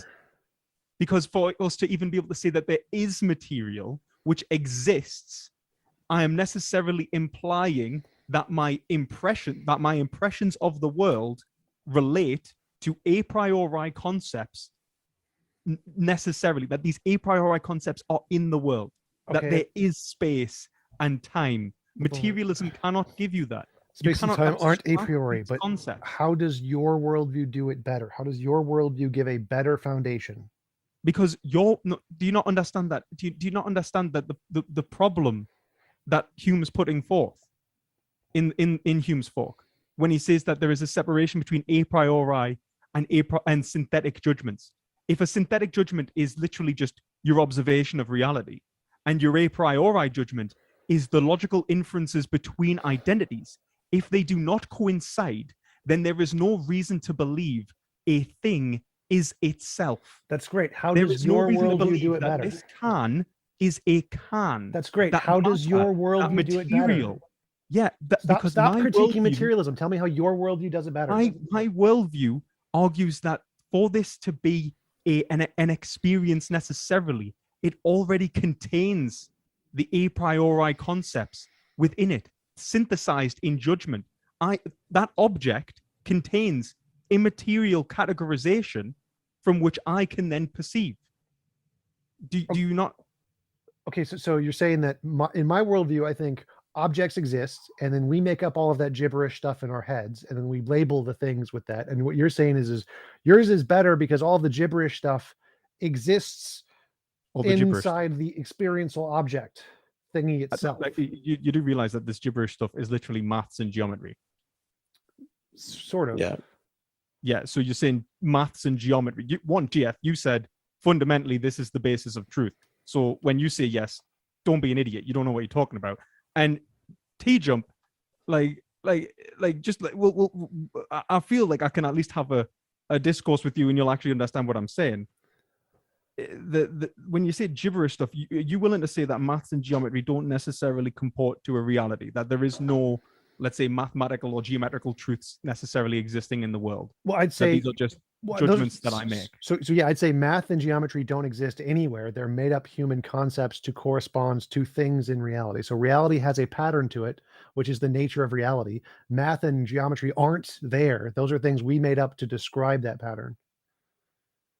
Right. So So you would say that, let's say, wait, describe the pattern. Wait, so you think that you gain a pattern, that you think that you can have probabilistic knowledge prior to maths and geometry? No, I didn't say anything about knowledge here, so I'm not making an epistemic claim. Or I'm even making an ontological probabilistic, or claim. even experience. I'm not saying anything about experience. of- I'm just making of an the- ontological claim here. So assume there's no brains at all. There could be a particle, and that particle has a nature to it and has properties to it. And if a brain were to come along, it would then make up labels to describe those things, which would then be math and geometry. So math and geometry wouldn't exist in this universe at all until a brain came along and made them up as languages to describe that thing. So you're saying that there are proposed objects Yeah. which do not exist in space and time. What? Is that correct? Well, No. quantum What fields? do you think that maths and geometry is talking about? It's talking about the nature of reality, patterns yeah. in reality. It's talking about analytic truths of reality. No, I reject that. So I think it's talking about literal patterns of reality itself. It is a physical fact that reality has this pattern in it. But how is it? Yet that this is the thing. So how do you gain that experience of a physical fact where you can observe it and even test your categorizations against it? Your brain makes shit up. Your brain makes it. But what's it making shit up onto? Onto? I don't understand the question. If Existing reality. Existing real. Okay, so does existing reality have any form? Yes. It has Yes. form. Okay, and is that form a priori No. or purely synthetic? No. It's a posteriori. It's a physical thing. It's not a priori. It's purely post experience. So you're saying that you gain experience of the world of a given category. Well, right? no. I think so. A posteriori means a thing that could only be known about from experience. It doesn't mean that it doesn't mean that it exists after you experience it. So the thing like the sun is a posteriori. I understand. Okay, so it exists even if there's no brains. It's still a posteriori because it would require experience to discover it.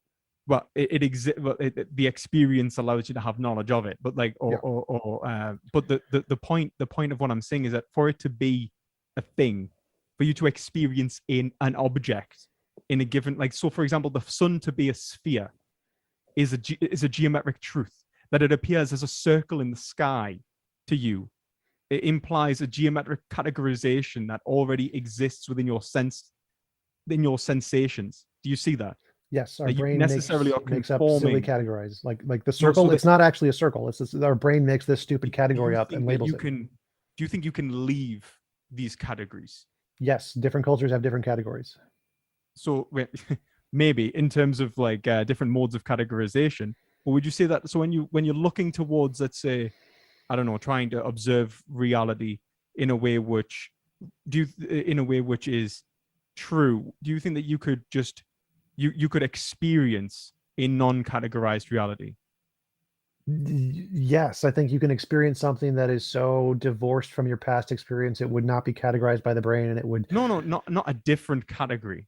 What? I mean, totally. Yeah. So you see something that realism.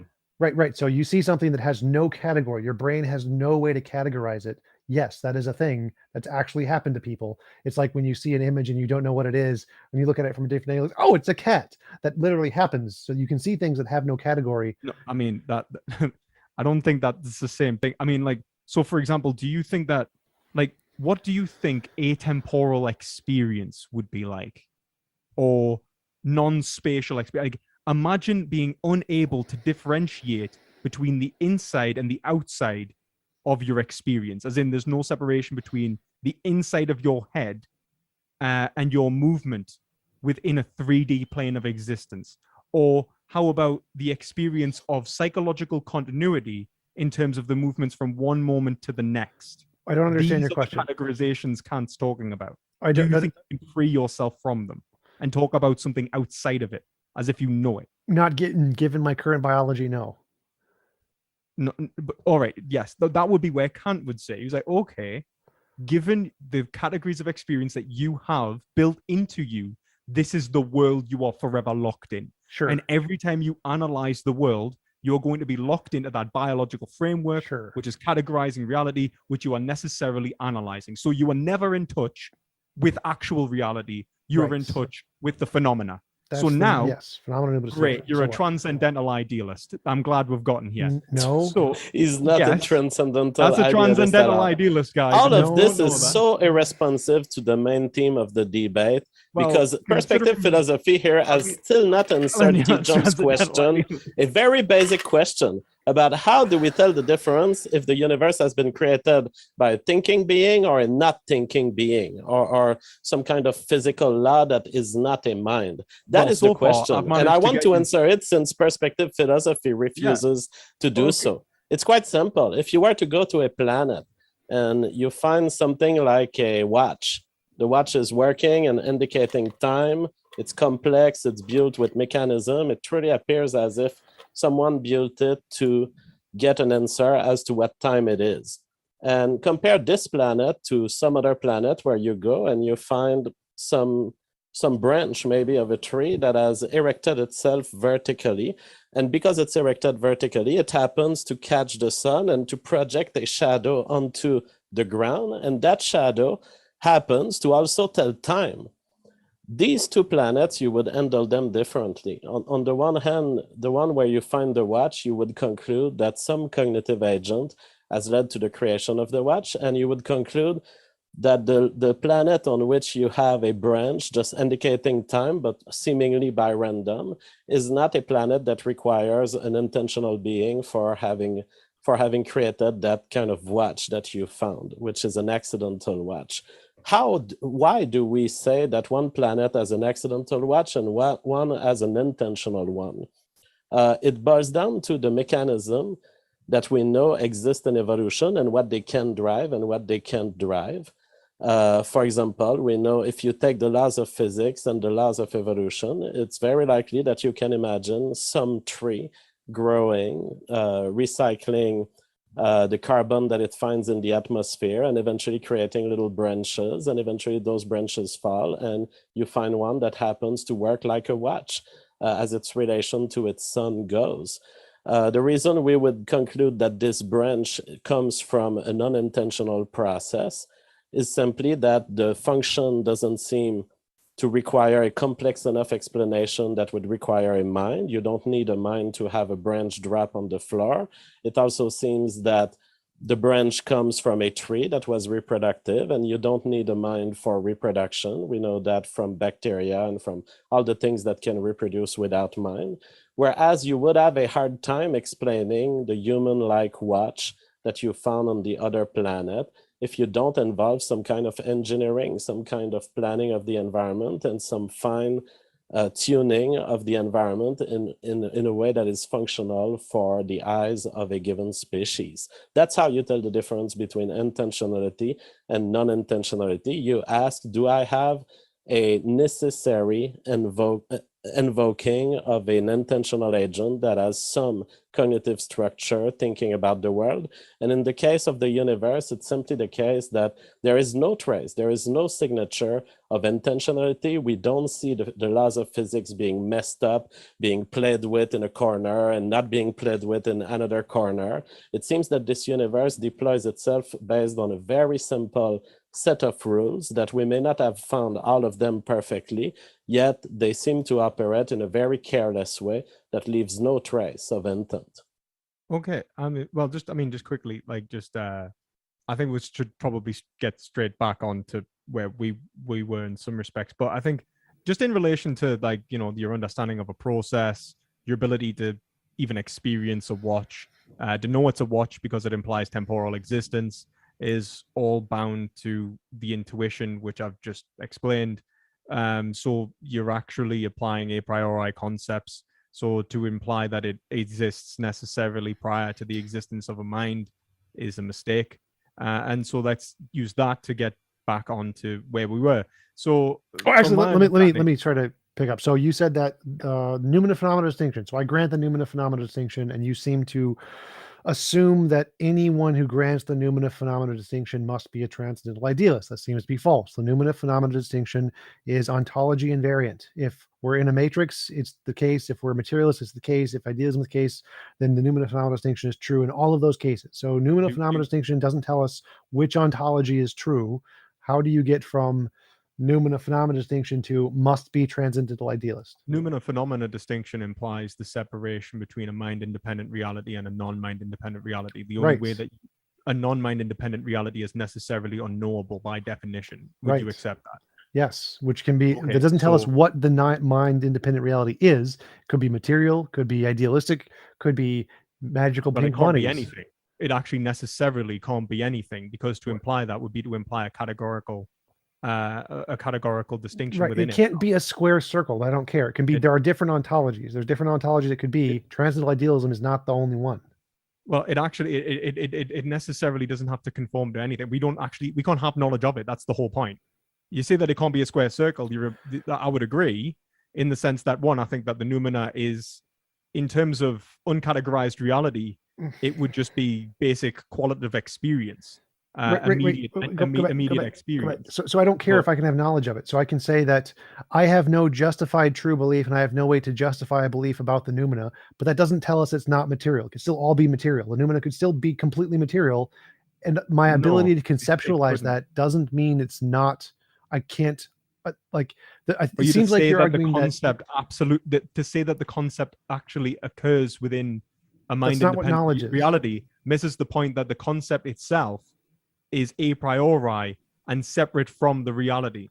Like it simply could not cohere with itself. The identity simply could not relate. There is nothing for it to relate to. Gentlemen, could I get a word in Sure. at some point? Sure, go for it. I didn't mean to interrupt the train of thought. I just haven't talked for 20 minutes. That's all. No, it's okay. Go for it, Sal. It's fine. I'll try to be brief. I was challenged on the transcendence of boundary conditions. If you Google it, boundary conditions versus law of physics, the first thing that comes up, at least on my Google search, is there's no strict correlation between the boundary conditions and the laws of physics. Boundary conditions are random conditions of an experiment or natural process. And then there is Michael Polanyi, and I cited him. His son was a Nobel Prize winner in chemistry. He was a chemist. There was another gentleman he mentored who also won the Nobel Prize. He's a respected philosopher and scientist. He had in the American Chemical Society publication, 1967, it says, life transcending physics and chemistry. So what I put on the table, for the interested readers, you could see it. I respect TJump that he was incredulous and skeptical, and I respect him for that. He may disagree with me, but readers can look it up. I just gave you the references. Also, I mentioned Hubert Yaki, and he said the acceptance of the origin of life is by faith. And so this whole thing about transcendence, information is transcendent. It's a conceptual entity that can travel through various kinds of matter. That's how come the internet is possible. It's a conceptual entity that goes through, it'll go through my keyboard when I'm typing. It goes through the router. It goes through wires. It may go through Wi-Fi, who knows what. It ends up on someone else's computer that may have different substrates. It may go through optical cables. There is a conceptual entity that goes through. Life is full of these, it can be, it's well characterized by information. And, that's a qualitative thing, but I'm just pointing out the sequences, the structure, the architecture transcends physics. And you could see it there. If you don't like it, you can go to Michael Polanyi. I've given you guys the references.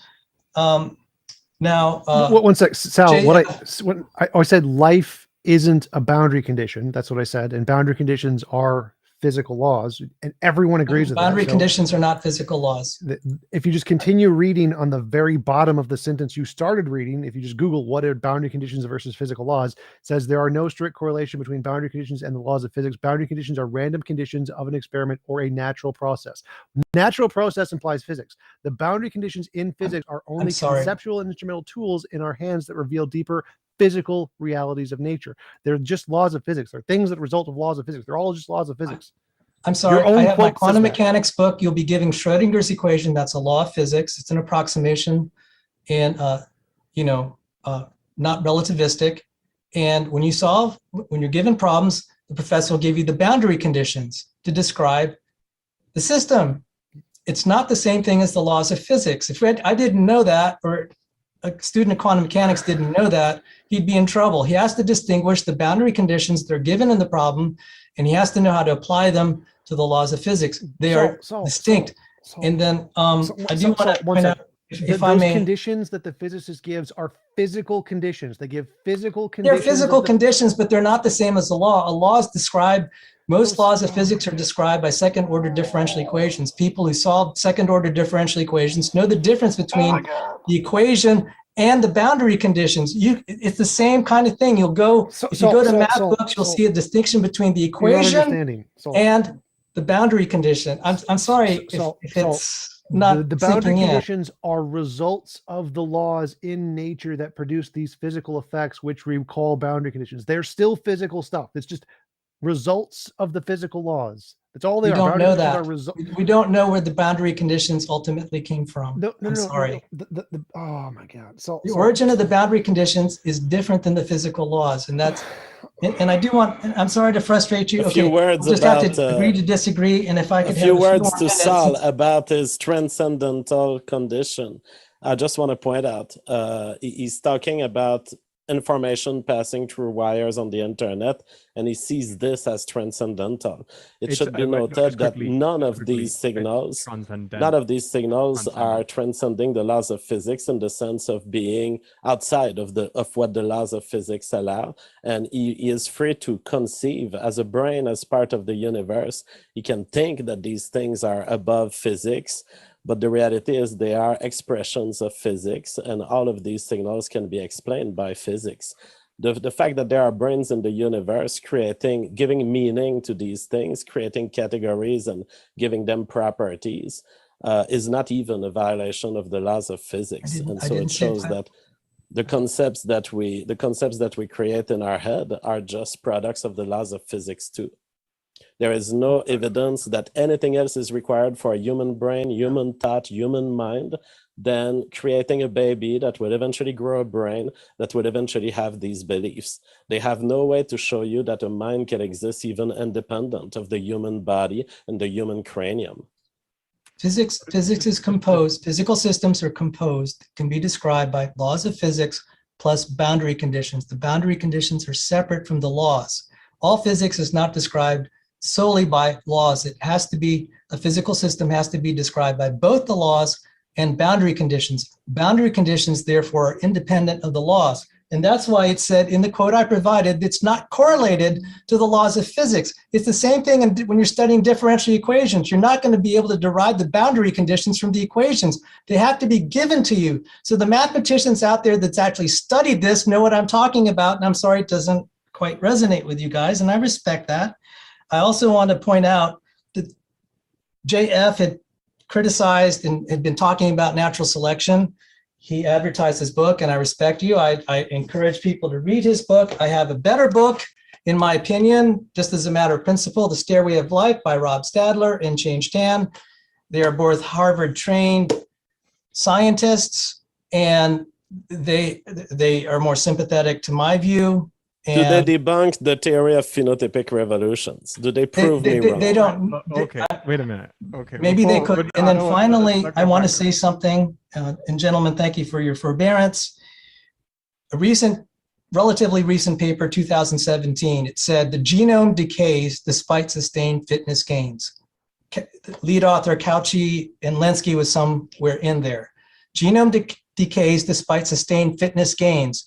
That fitness is Darwinian fitness. That means the genome, actually natural selection or Darwinian selection, because it's not really natural, Darwinian selection actually acts to reduce, to eliminate. It doesn't build. It's specialization. It's just like when you have two hikers and one is overloaded with lots of, stuff so that he could endure a lot of variety of environments. The guy that has less stuff might be able to outrun him for a while, but when there's adverse weather conditions, the hiker with less, well, he'll get eliminated. So natural selection will tend to favor kind of like that hiker that's just kind of getting rid of stuff. In that paper, it shows versatility is selected against by Darwinian selection.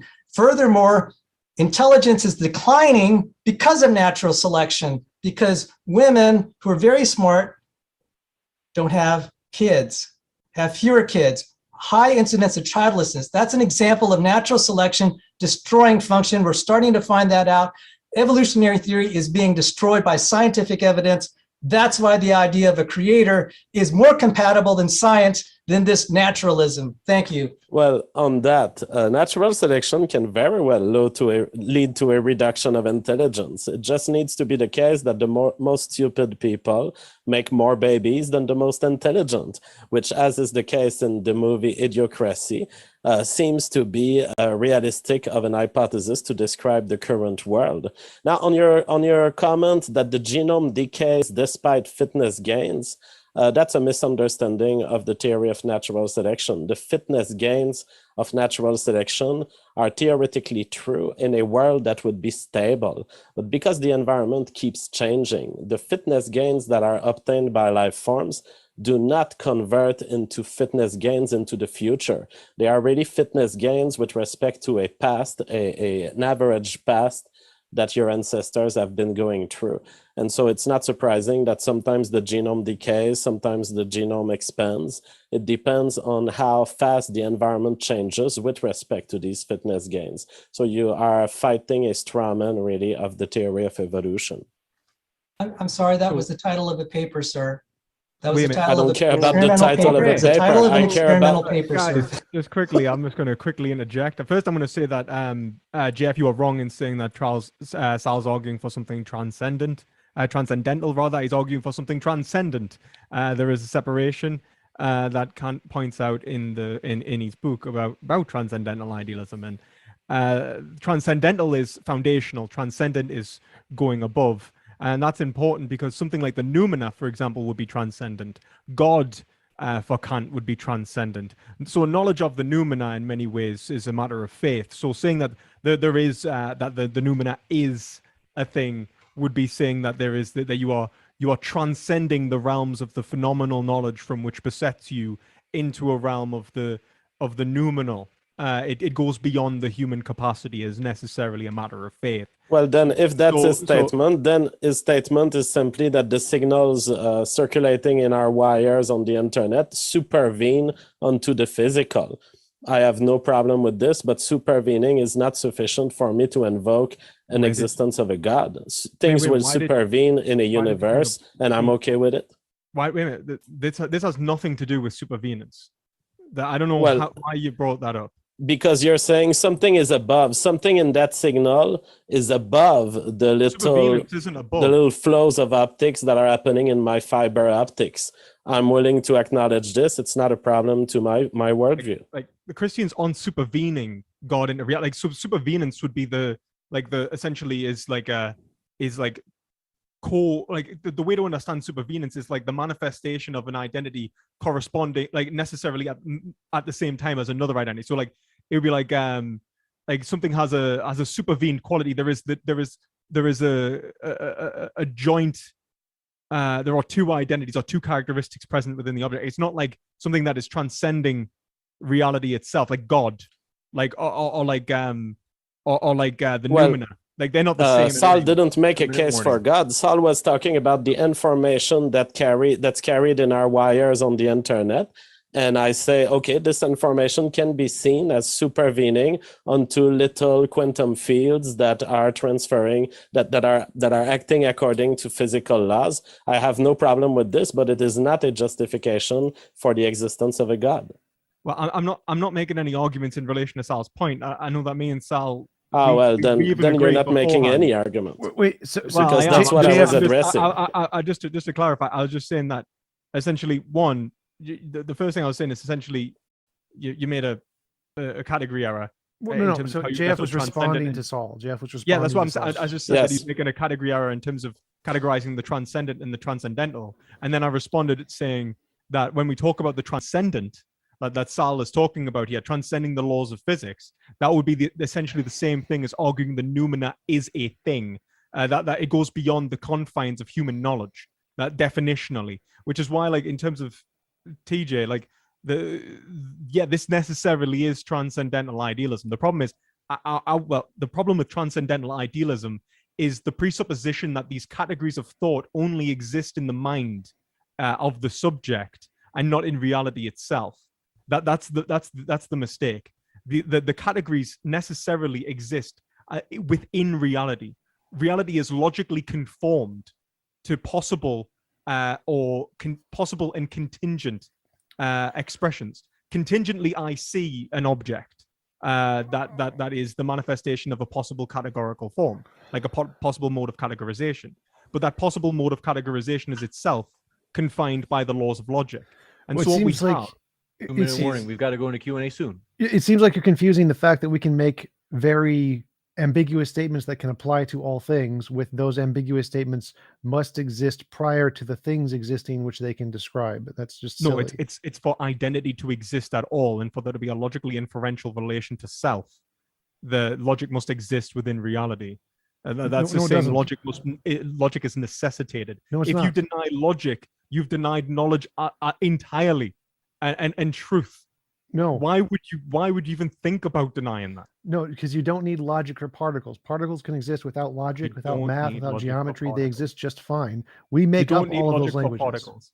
What? So your belief in particles has nothing to do. No. Ontology. The particles can exist without logic. So I can But know your nothing. experience. No, I think you misunderstood the whole Kantian point that your experience contains. You even accepted you live in the phenomena. You believe that you have Yes. access to particles, but the only reason that you have the belief in particles is because of experiences, So which what? contain a priori So what? concepts, man. Yes, and So those a what, priori you are concepts bound are to the made up by the phenomena. brain.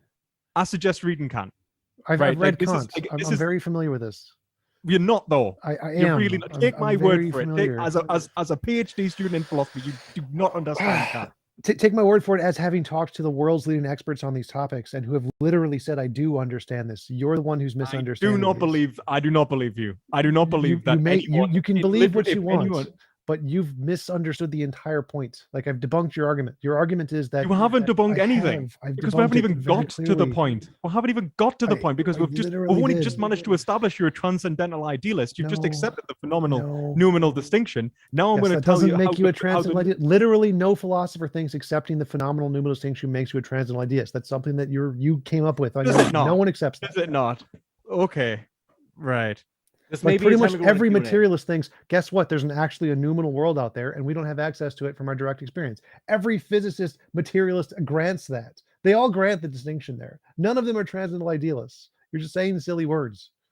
I think you don't understand it, man. I do. I quite do. So what is transcendental idealism and how does it work? Oh, transcendental idealism. I have no idea. It's gibberish. I understand the noumenal phenomenon. Oh, you don't understand. Oh, sorry. I thought you understood Kant. Yes, I understand much of Kant. The phenomenal noumenal So you distinction. understand Kant. So wait a minute. So let's look at the critique of pure reason. Phenomenal So noumenal distinction. what is, like, if we look at the What first is- chapter of the critique of pure reason, Can it's you the get to the transcendental arguments? aesthetic. Then it's the transcendental analytic. Then it's the transcendental logic and logic, analytic, and deduction. So Okay. did you really think that he's getting? What? Do you understand that Kant is the basis of transcendental idealism? Yes, I understand that's his position, but you can grant. Do you understand? You can grant the distinction between the phenomenal and nominal and not be a transcendental idealist. Do you understand that? must- You can't have knowledge of something non-phenomenal if you say it is noumenal. That is definitional. No. You don't understand the words. Oh, I do understand the words. You don't understand the concepts. Like, What is if what you is the think, noumena? if you think Look, the you noumena guys is, made Sal leave. We've got to go into the Q&A. the noumena is the reality that you don't have any access I know. to. I swear to God, I'll stop if you just The explain The me. noumena is the Explain to nature me. of reality which you have no access to. So you have access. Do you believe that you have knowledge of a reality from which you have no access to? Do I have knowledge of a no? Because knowledge requires justification. I need to be justified about that. That's the part Right. that we don't have. So there could be a Okay, reality. There so could be a could it material reality be- out there that I don't have direct access to, and it's Okay. just fine. So why would you say that it's material?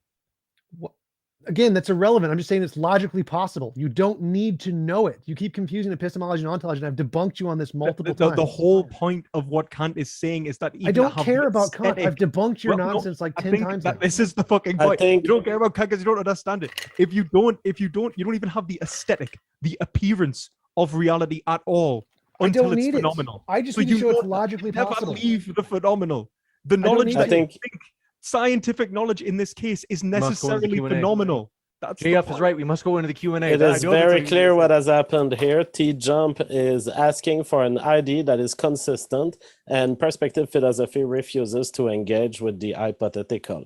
So T-Jump is not affirming knowledge. He is merely saying, is it possible that this thing could exist, a material world without a God? It could, therefore perspective philosophy is wrong. That's my conclusion. Simply, I think the thing is, the worst part of it is that would necessarily require the categorizations of a world which necessarily can't be categorized by definition. And all of your categories also necessarily relate to categories in your head and stuff but in I your think the head. categories are You don't objective. get out of asking the everlasting question, the cycle of then what supports this, then what supports my idea of this, then what supports Logic. my idea of this. You don't get Logic, out of deductive this in reasoning, any way. truth. You That's gotta what go to the supports Q&A. my... Thank you very much. I hate to do this, gentlemen. I know that you've got another round in the barrel ready to fire perspective. So I have pardon my jumping in here. I likewise for both sides. But we want to go into these questions. Want to remind you folks, our guests are linked in the description. So if you want to learn more about their views, for real, what are you waiting for? You can do it right now by clicking down below. We're going to jump into the Q&A. Ryan, thanks so much for your super support, as well as Grays174, who says, question, do all science/God arguments involve topics that have a lot of dispute, open questions, counterintuitive findings, and a high knowledge bar to even properly engage with? If so, why is that so? Any thoughts? Sorry, I don't think I caught that properly. Does that be okay if you read it again? Sure. They say, do all science/God arguments? I think that they maybe mean your types of arguments on your side, Sal, and perspective. I could be wrong. They say, do they all involve topics that have a lot of dispute, open questions, counterintuitive findings, and a high knowledge bar to even properly engage with? If so, why is that so? I mean, I wouldn't necessarily say so. I mean, the knowledge of of something that is metaphysically profound in general, whether it's an acceptance of one ontology or another, or of a first cause of any of these things, are going to necessarily require a high knowledge bar in that respect. But you can talk about God in a much more basic way in terms of like the basics of truth and existence and so on. And Christians have been doing that for a long time. Well, not just Christians, but when we talk about the complexities of proving these things, I would say that you probably need quite a lot of knowledge in terms of philosophy, in terms of science, to really gain any knowledge of any of the fundamental truths of reality. I think that's just sometimes life's hard, man. I got think it? he's This, I have a response. if it's really short and pithy, Sal. Proverbs 25:2. It's a theological view. It's the glory of God to conceal a matter. It's the glory of kings to search it out. He has ordained that our search for him and evidence for him will be difficult, but it is a glorious quest. Proverbs 25:2. Thank you. This one coming in from, do appreciate your question. Stupid whore energy is at it again. She says, doesn't the Oklo nuclear reactor found in 2 billion-year-old rocks that our uniformitarian assumptions are based on good evidence? The uniformity of evidence necessarily must pre-exist our capacity to compare different experiences. That's why you would say that there is a constantly conjoining experience from one to another, that a thing keeps happening again and again and again. So you'd have to be able to say there is a thing, it then reoccurs again, and then it reoccurs again, and then it reoccurs again, and you'd have to be able to establish them as necessarily occurring as as a manifestation of a thing, and that's Kant. But to even go before that to Hume, you could actually just respond this with what's called, and I'll shout him out actually. Kane Baker does a really great video on Hume's problem of induction. You can argue for what's called counter-induction. So you could argue the exact opposite. You could say, because everything keeps reoccurring, it necessarily won't occur again. Like, it has happened so many times that it won't happen again. And if it's self-asserted rationally, so if you just say like what is rational is what is inductive or counter-inductive, then it's definitionally true.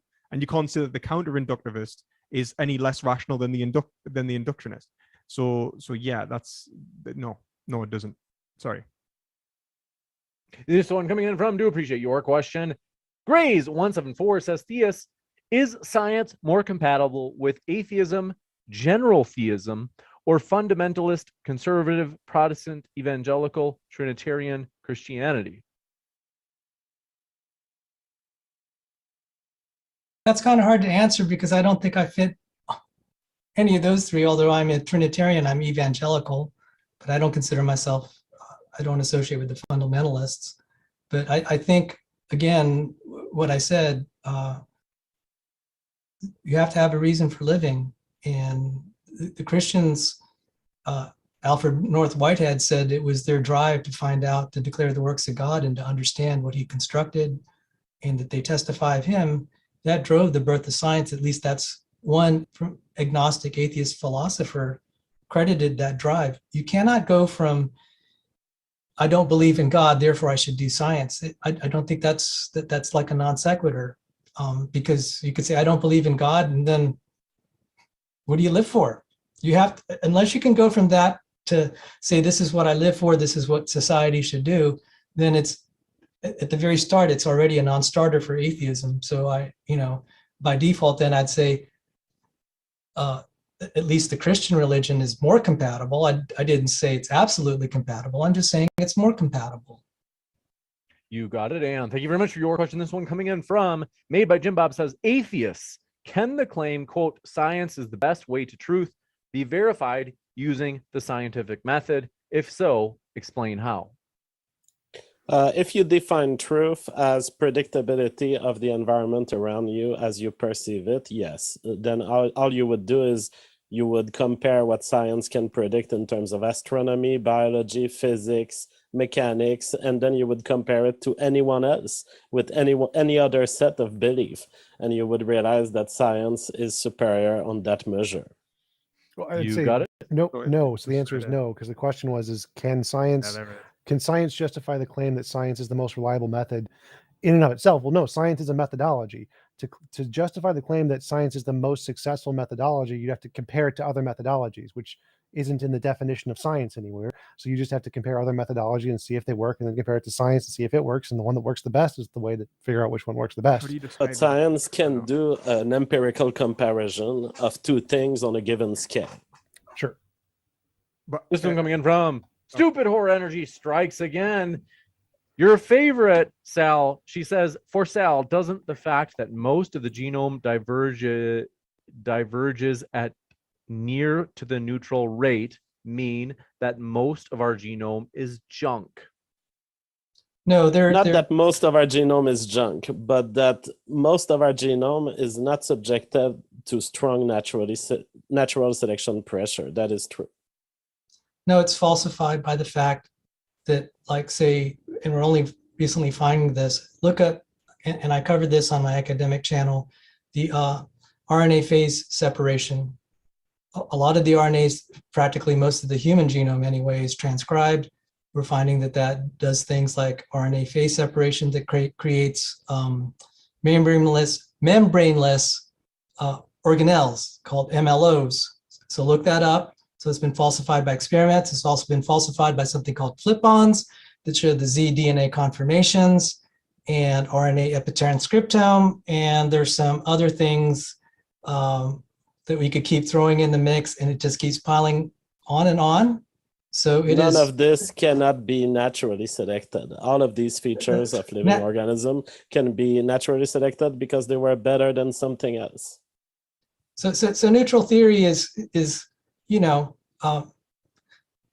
first off, there's a problem with the definition of fitness itself, and I've gone into that and I published on it.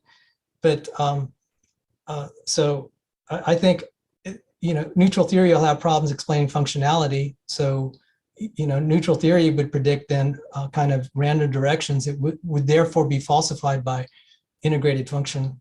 So nice to see you again, Miss Energy. And that's my best attempt at at an answer. And yes, you are one of my favorite stupid whores. Thank you. This one coming in from Grace. It just doesn't feel right, Sal, saying that, does it? I feel like there's something wrong with the universe. Like, I feel like I've transcended now. Like, that doesn't. This one from Grace 174 says, do angels and demons and blood sacrifices for sin atonement / protection help explain science?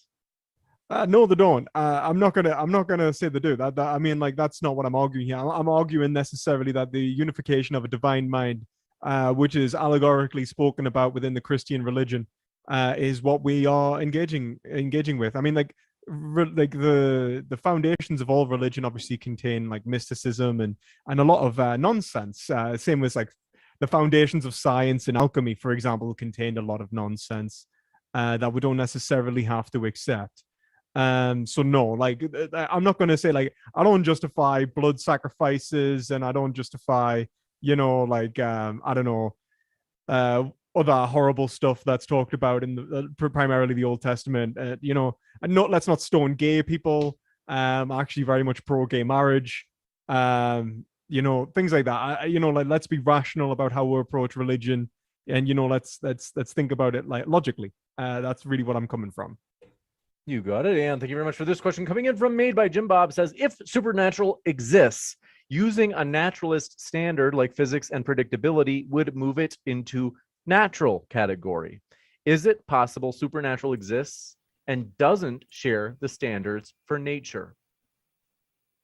Sure, it's possible, but I wouldn't say that even if it did exist, if it was scientifically testable, that wouldn't make it natural. Like there's a supernatural ghost named Bob, and every time I pray to Bob, he gives me a gold brick. I can test that scientifically, but that wouldn't make Bob natural. He could still be supernatural. I would argue that it would make it natural because you would basically be reshaping your scientific theory to include how Bob interacts with your senses. You got it. This one coming in from Grays 174 says, to everyone, what are your thoughts on God of the Gaps? Anybody, do you have any in particular novel thoughts on this old idea? I like God of the Gaps. I think it's a good argument. Even Christians would disagree with me. So, all right. Yeah, I was going to say I disagree with God of the Gaps. I'm all for necessary. The whole point of my argument necessarily comes from a logical foundation, necessity. I think that if you got to the gaps, you may as well just say, oh yeah, induction works by the way we necessarily know what truth is prior to discovering it. You can just assert anything. I don't believe that you should ever assert anything is true without solid, justified reasoning, even a form of reasoning. You got it, and thank you very much for your question. This one coming in from Coffee Mom says, for Sal, in perspective, what is scientific about your religion? Like, be specific, at least one very specific thing, please and thank you. Do you want to go, July? Genetic deterioration, that's a testable prediction, and it would also imply that human evolution was not natural. And that is, so I would say that's one. Oh, by the way, I had a recent show on that on my channel, so please check it out. Thanks for the shameless promotion, giving me a chance for shameless promotion, guys. Yeah, so I would say what's scientific about I don't want to say it's just Christianity, because I think what I'm arguing for really here is sort of theism, and even deism I think is compatible with this view, but that there is a logical foundation necessarily unifying reality, which unifies possibility itself, and that is synthesized in relationship to one another, that there is a synthesized mode of judgment in relation to whether the identity actually corresponds with itself. So that logic necessarily knows itself, that there is an identity which is self-relating necessarily within reality, that truth exists. That would be the fundamental basis, I would argue, for what we mean by God. I would say that we necessarily mean something like the unmoved mover, the prime mover, the being which necessarily reciprocally relates to itself as self-actualization, and it is the indifference of identity and in concrete form, and knowing itself as its concrete form. It is thought made carnate. It's an idea. You got it. This one coming in from Grays 174 says, is it really choose between theism and abiogenesis? I think they're saying it's a false dichotomy. That's true. You can, whether you believe in abiogenesis will require you to determine if you think that the first thing in the universe was alive or not alive, and it will depend on exactly how do we qualify quantum fields. I point out in my book that if quantum Darwinism is true, then life may have preceded non-life. So abiogenesis is completely independent of the question of theism. All right. Oh, go on. If it wasn't directed, go ahead. Go ahead, James. Go ahead. Well, I thought it was directed, so go ahead. Go ahead. All right. We were talking about transcendental forms. Life is a transcendental form, and because there are a variety of life forms, and for that form to exist, it would require a miracle. Even Francis Crick, who discovered the structure of DNA through the X-ray stuff of Rosalind Franklin, said an honest man will say life is almost a miracle. And we're finding out in this day that it is a miracle by any definition of statistics.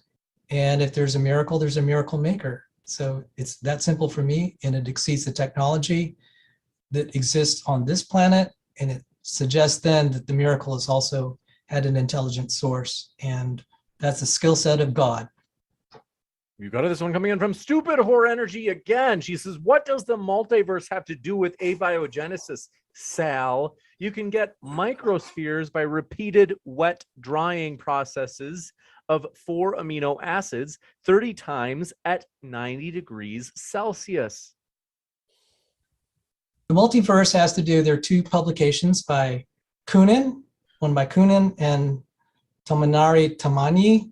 They both argued that the probability of life is so remote that for the probabilities to be overcome, you need kind of more trials of the dice, so to speak, or more rolls of the dice. And that the way that that's achieved is through multiple universe, which obviously we can't test or verify. It's a hypothetical entity. And so these calculations are wrong because they don't take into account that life could be very simple, something like a tRNA constituted by maybe 20 to 50 nucleotides in the early times of Earth could have sufficed to have the beginnings of life. Of course, they don't take into account this into their mathematical calculations.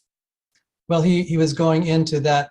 See, the way that you had solved it and others is to redefine the meaning of life. By life, we customarily mean this transcendental Platonic form of cellular life that follows Virchow's principle.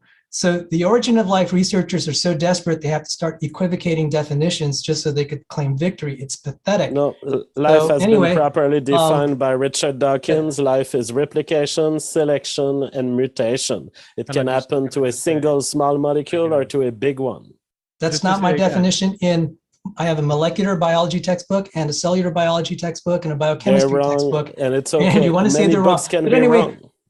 Miss Energy, it's great to hear from you again. My favorite stupid whore. Thank you.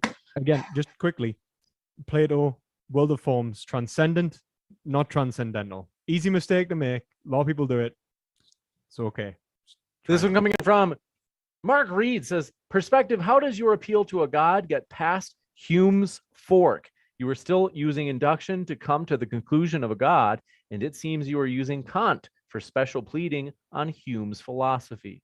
No, I mean, Kant necessarily actually responds to Hume. He's a retort to Hume. He's actually responding to the inquiries. Kant is arguing that for Hume to even come up with the problem of induction, that there is a prior inception of intuition within the reality, which gives him experience of objects.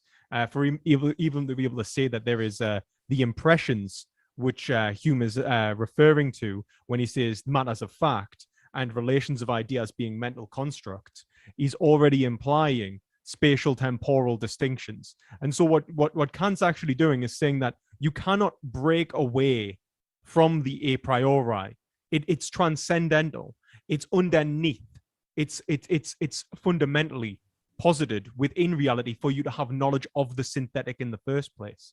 And that's why the noumenal distinction is the idea that you would have something synthetic which it simply cannot be known. There is no way to access it. There's no way to say that. There's no reason to believe that the noumena is material more than it would be, I don't know, a world full of pink and yellow rainbows and lollipops everywhere. Like, or that it's magic or anything like that. There is no knowledge of it. The whole point of what Kant is saying is that we live in the phenomenal, and even say that you have an experience altogether, an impression, or any given coherent means of experiencing reality. It is already conformed to a priori concepts. There are already a priori concepts in there for you to be able to say that it has an identity. This one coming in. Yeah. From Oflamio says, have you factored in, quote, fictional theism by Roy Sorensen? Sorry, what was that? Sorry? They said, have you factored in fictional theism by Roy Sorensen? Does anyone know No, what that is? first time I heard the book. Sorry. Yeah, I don't know what that is. I'm sorry. Let's see. I'd have to look it up myself. But this one coming in from Stupid Horror Energy says, what does the... We got that one. Pseudonym says, TJump. Okay, that's... Stupid Horror Energy says, the first genuine life emerged when a microsphere acquired double-stranded genes, which happened when an anticodon stem loop tRNA evolved through random processes. Sal? Oh, That's stupid almost whore. true, but the double strand is not required. But other than this, she's right. The answer is in this book, Stupid Whore. And I think you're pretty intelligent. That there are numerous problems with that. You can't just have random polypeptides making a protein. It's very difficult. You can get something that'll catalyze something, but it's not worth much. If you're, again, there's redefinition of life, and we have a good evidence that there's a minimal complexity for cellular life. It has to have so many parts, particularly like a cell membrane where you have transmembrane proteins. You would also need translocation processes. So what is described there is just hypothetical. It's not actually functional, and it'll die soon outside of the laboratory. And that's a testable prediction. You got it. This one coming in from, do appreciate your question, made by Jim Bob Strikes Again. He says, JP, the information and meaning are not identical to the physicality of the medium transmitting info through wires. Meaning isn't physical. Meaning is physical to the extent that those who attribute meanings are stuck in the physical universe. And so there's nothing else than the physical universe here. You have the little beep that goes in the wire, and then you have what your brain will interpret from it. All of it is physical. I mean, of course, I think what he's trying to say is that even your knowledge of the physical would necessarily be, developed through a meaningful argument, right? If you to say that it's physical and not, let's say, God magic, as TJump would say, you'd have to be able to give a meaningful argument. No, I think it's talking about like Sal's information argument. Meaning is in some kind of a system that has input and output. So a brick hits something and the way the thing reacts is the meaning. And so if information hits your eye, the way you interpret it is the meaning. Obviously, the meaning isn't in the thing that's hitting your eye. It's in how your brain interprets the thing that's hitting your eye. See, I would disagree. I'd say meaning is in the correct interpretation. That's why we can be right and wrong against our observations of reality. Then incorrect That's why you're stuck interpretations in the wouldn't have phenomenal, meaning. And I'm not. This one coming in from, do appreciate your question, John Ackerman. Thanks for your support. Says, thanks to all for the debate. Reminder, folks, all of our guests are linked in the description if you want to learn more. Said, as far as we can see, consciousness comes from the inside out, not the outside in. Very much seems like we describe reality, not prescribe it. We don't need consciousness to precede our own consciousness. Well, I would say that, I mean, there is something right there. I mean, the sense that we, like, Kant kind of argues this, like, we kind of have this, where he says, like consciousness comes from the outside in. The problem is that what you take to be an individuated aspect of consciousness would be limited to your own inner and outer experiences, right? Consciousness of these categories is what makes that possible for you to be able to differentiate yourself and your environment in the first place. What the issue is he says that there is something outside again from this relationship, which is the noumenal, which you can't have consciousness of. That's the issue. So you do actually need, this is why Hegel would say, like, what Kant is wrong. There's nothing other than consciousness. And so there is an externality, objective consciousness in which logic is present. There are a priori concepts within reality itself. You got it. Thank you very much. And Stupid or Energy said in chat, I need to buy JF's book. Absolutely. Everyone on Earth should read this book because we're about to destroy human civilization by genetically editing ourselves. And it has dangers that scientists have not properly assessed. My book explains what will happen with humanity, and it's really grave. We will be turned into an ant colony controlled by centralized gene control. We have to avoid this future. Juicy to say the least. And Joe Schwartz says, I failed freshman science class 3 times. Thanks, Joe. We appreciate your honesty, bud. And Rumpley, but you persisted 3 times. I like it. Rumpley Depew says, this is by far one of the best debates I've seen. Spirited, civil, and intelligent. Thank you. I couldn't agree more. All credit to the speakers who are linked in the description, including at the podcast. If you're listening at the podcast, you can find these guys' YouTube channels or Odyssey, etc., in the description box. This one from Justin says, Theists do non-Euclidean geometries like acute hyperbolic solids, in parentheses, objects with infinite surface area and finite volume, exist in the physical world, or is math just a descriptive abstraction? I think what exists in the physical world is the possibilities of various forms of geometrical categorization. And so when we talk about whether an object, whether the categorization is correct, I would say that requires a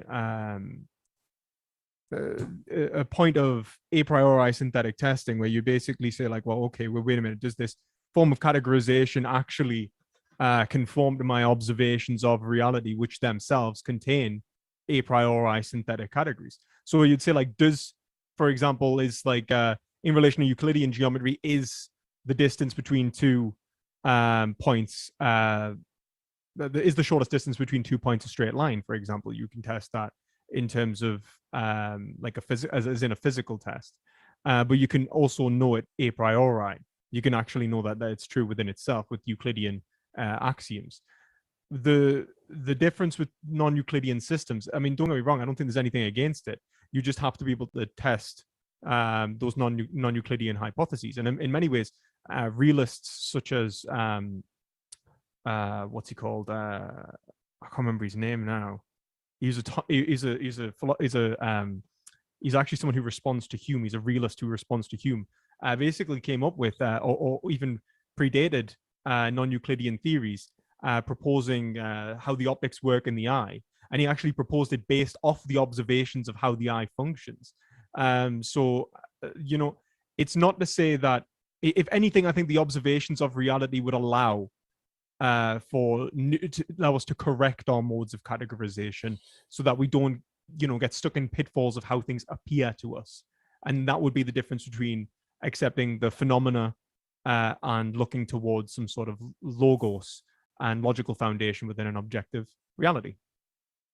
You got it. Thank you very much for your question. I wanted to, could I respond, since that was a mathematical question? You actually can have things that are infinite even in Euclidean geometry, like the integral from e to the minus x from 0 to infinity. You get a finite sum even though it goes out to infinity. So you don't need to go to non-Euclidean geometry to see that. There are also things conceptually that probably are not instantiated physically.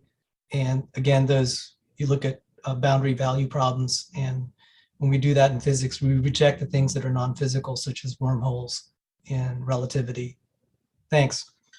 You got and by it. the way, it was Thomas Reid.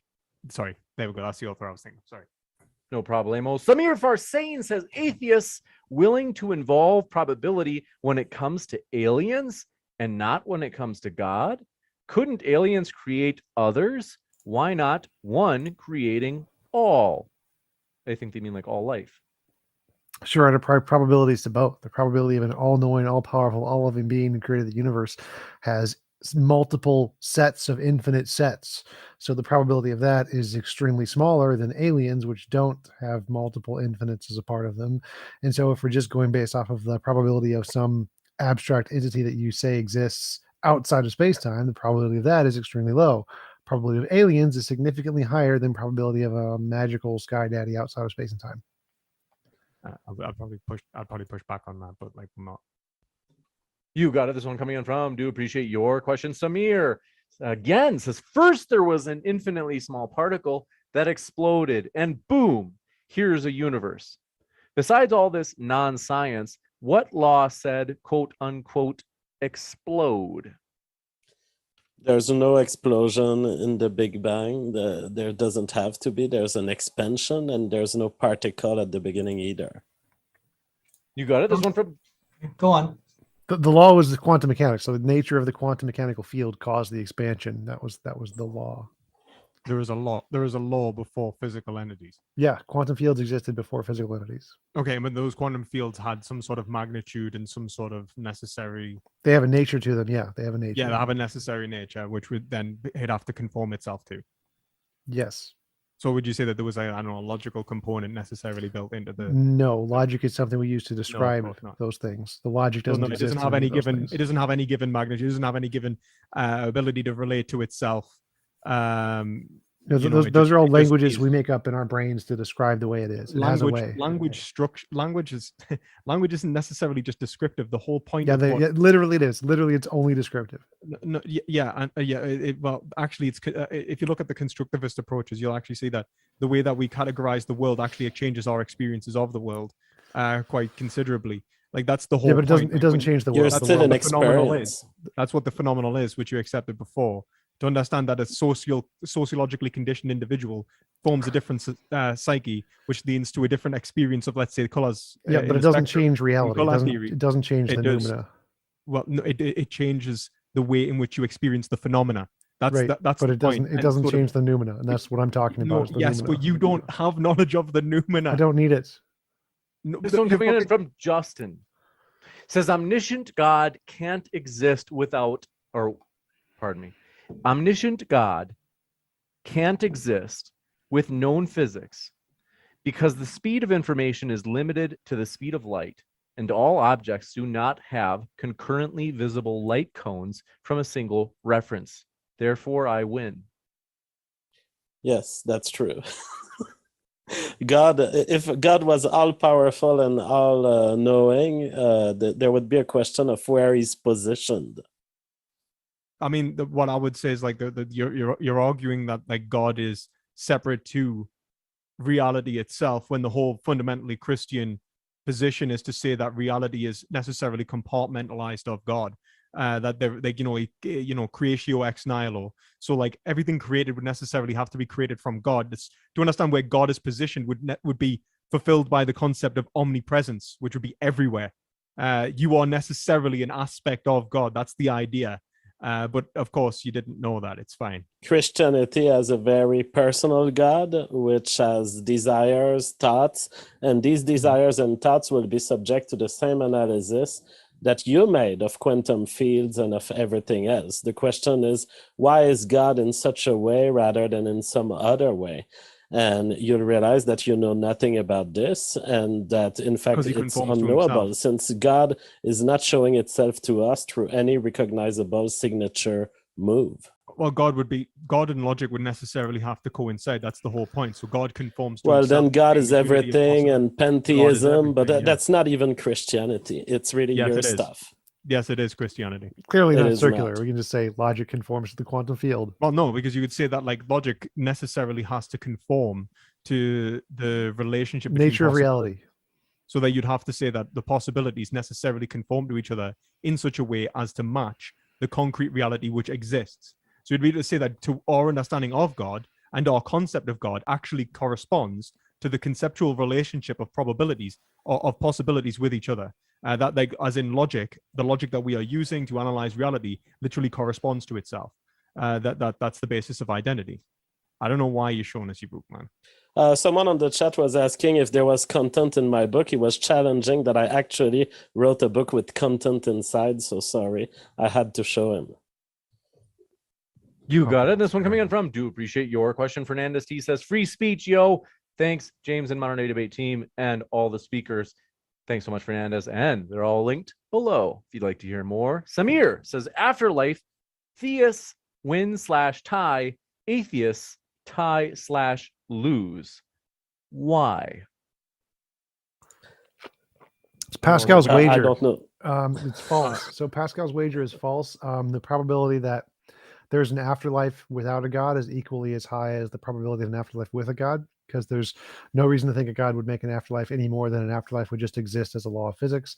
And the probability that you're going to go to heaven if you believe in a god is equally as likely as the probability you're going to go to the heaven if you don't believe in a god. There's no reason to think that any particular belief is more likely to get you into heaven than any other. And so the probabilities under atheism and the probabilities under theism are exactly the same.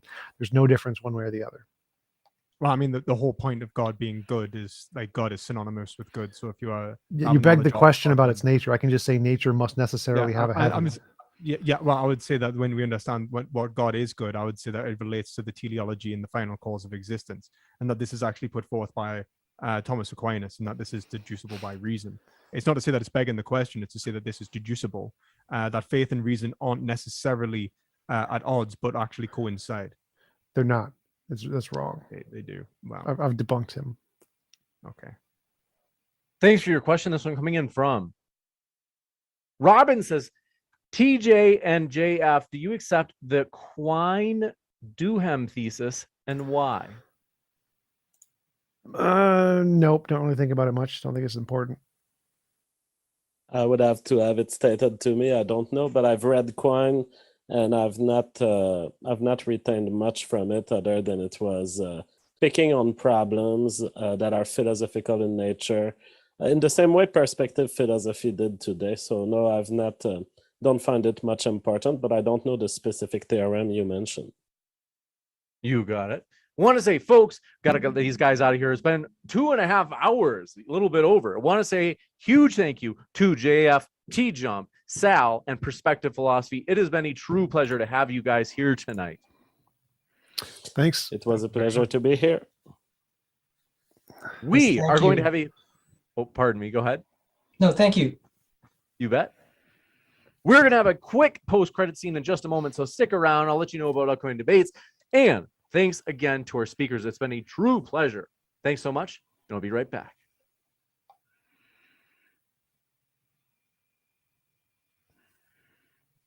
And we're off air. Thank you, guys. It's been a true pleasure. Yep. Thanks, Thank you guys. very- See you. Yeah, Thank you that very was much. fun.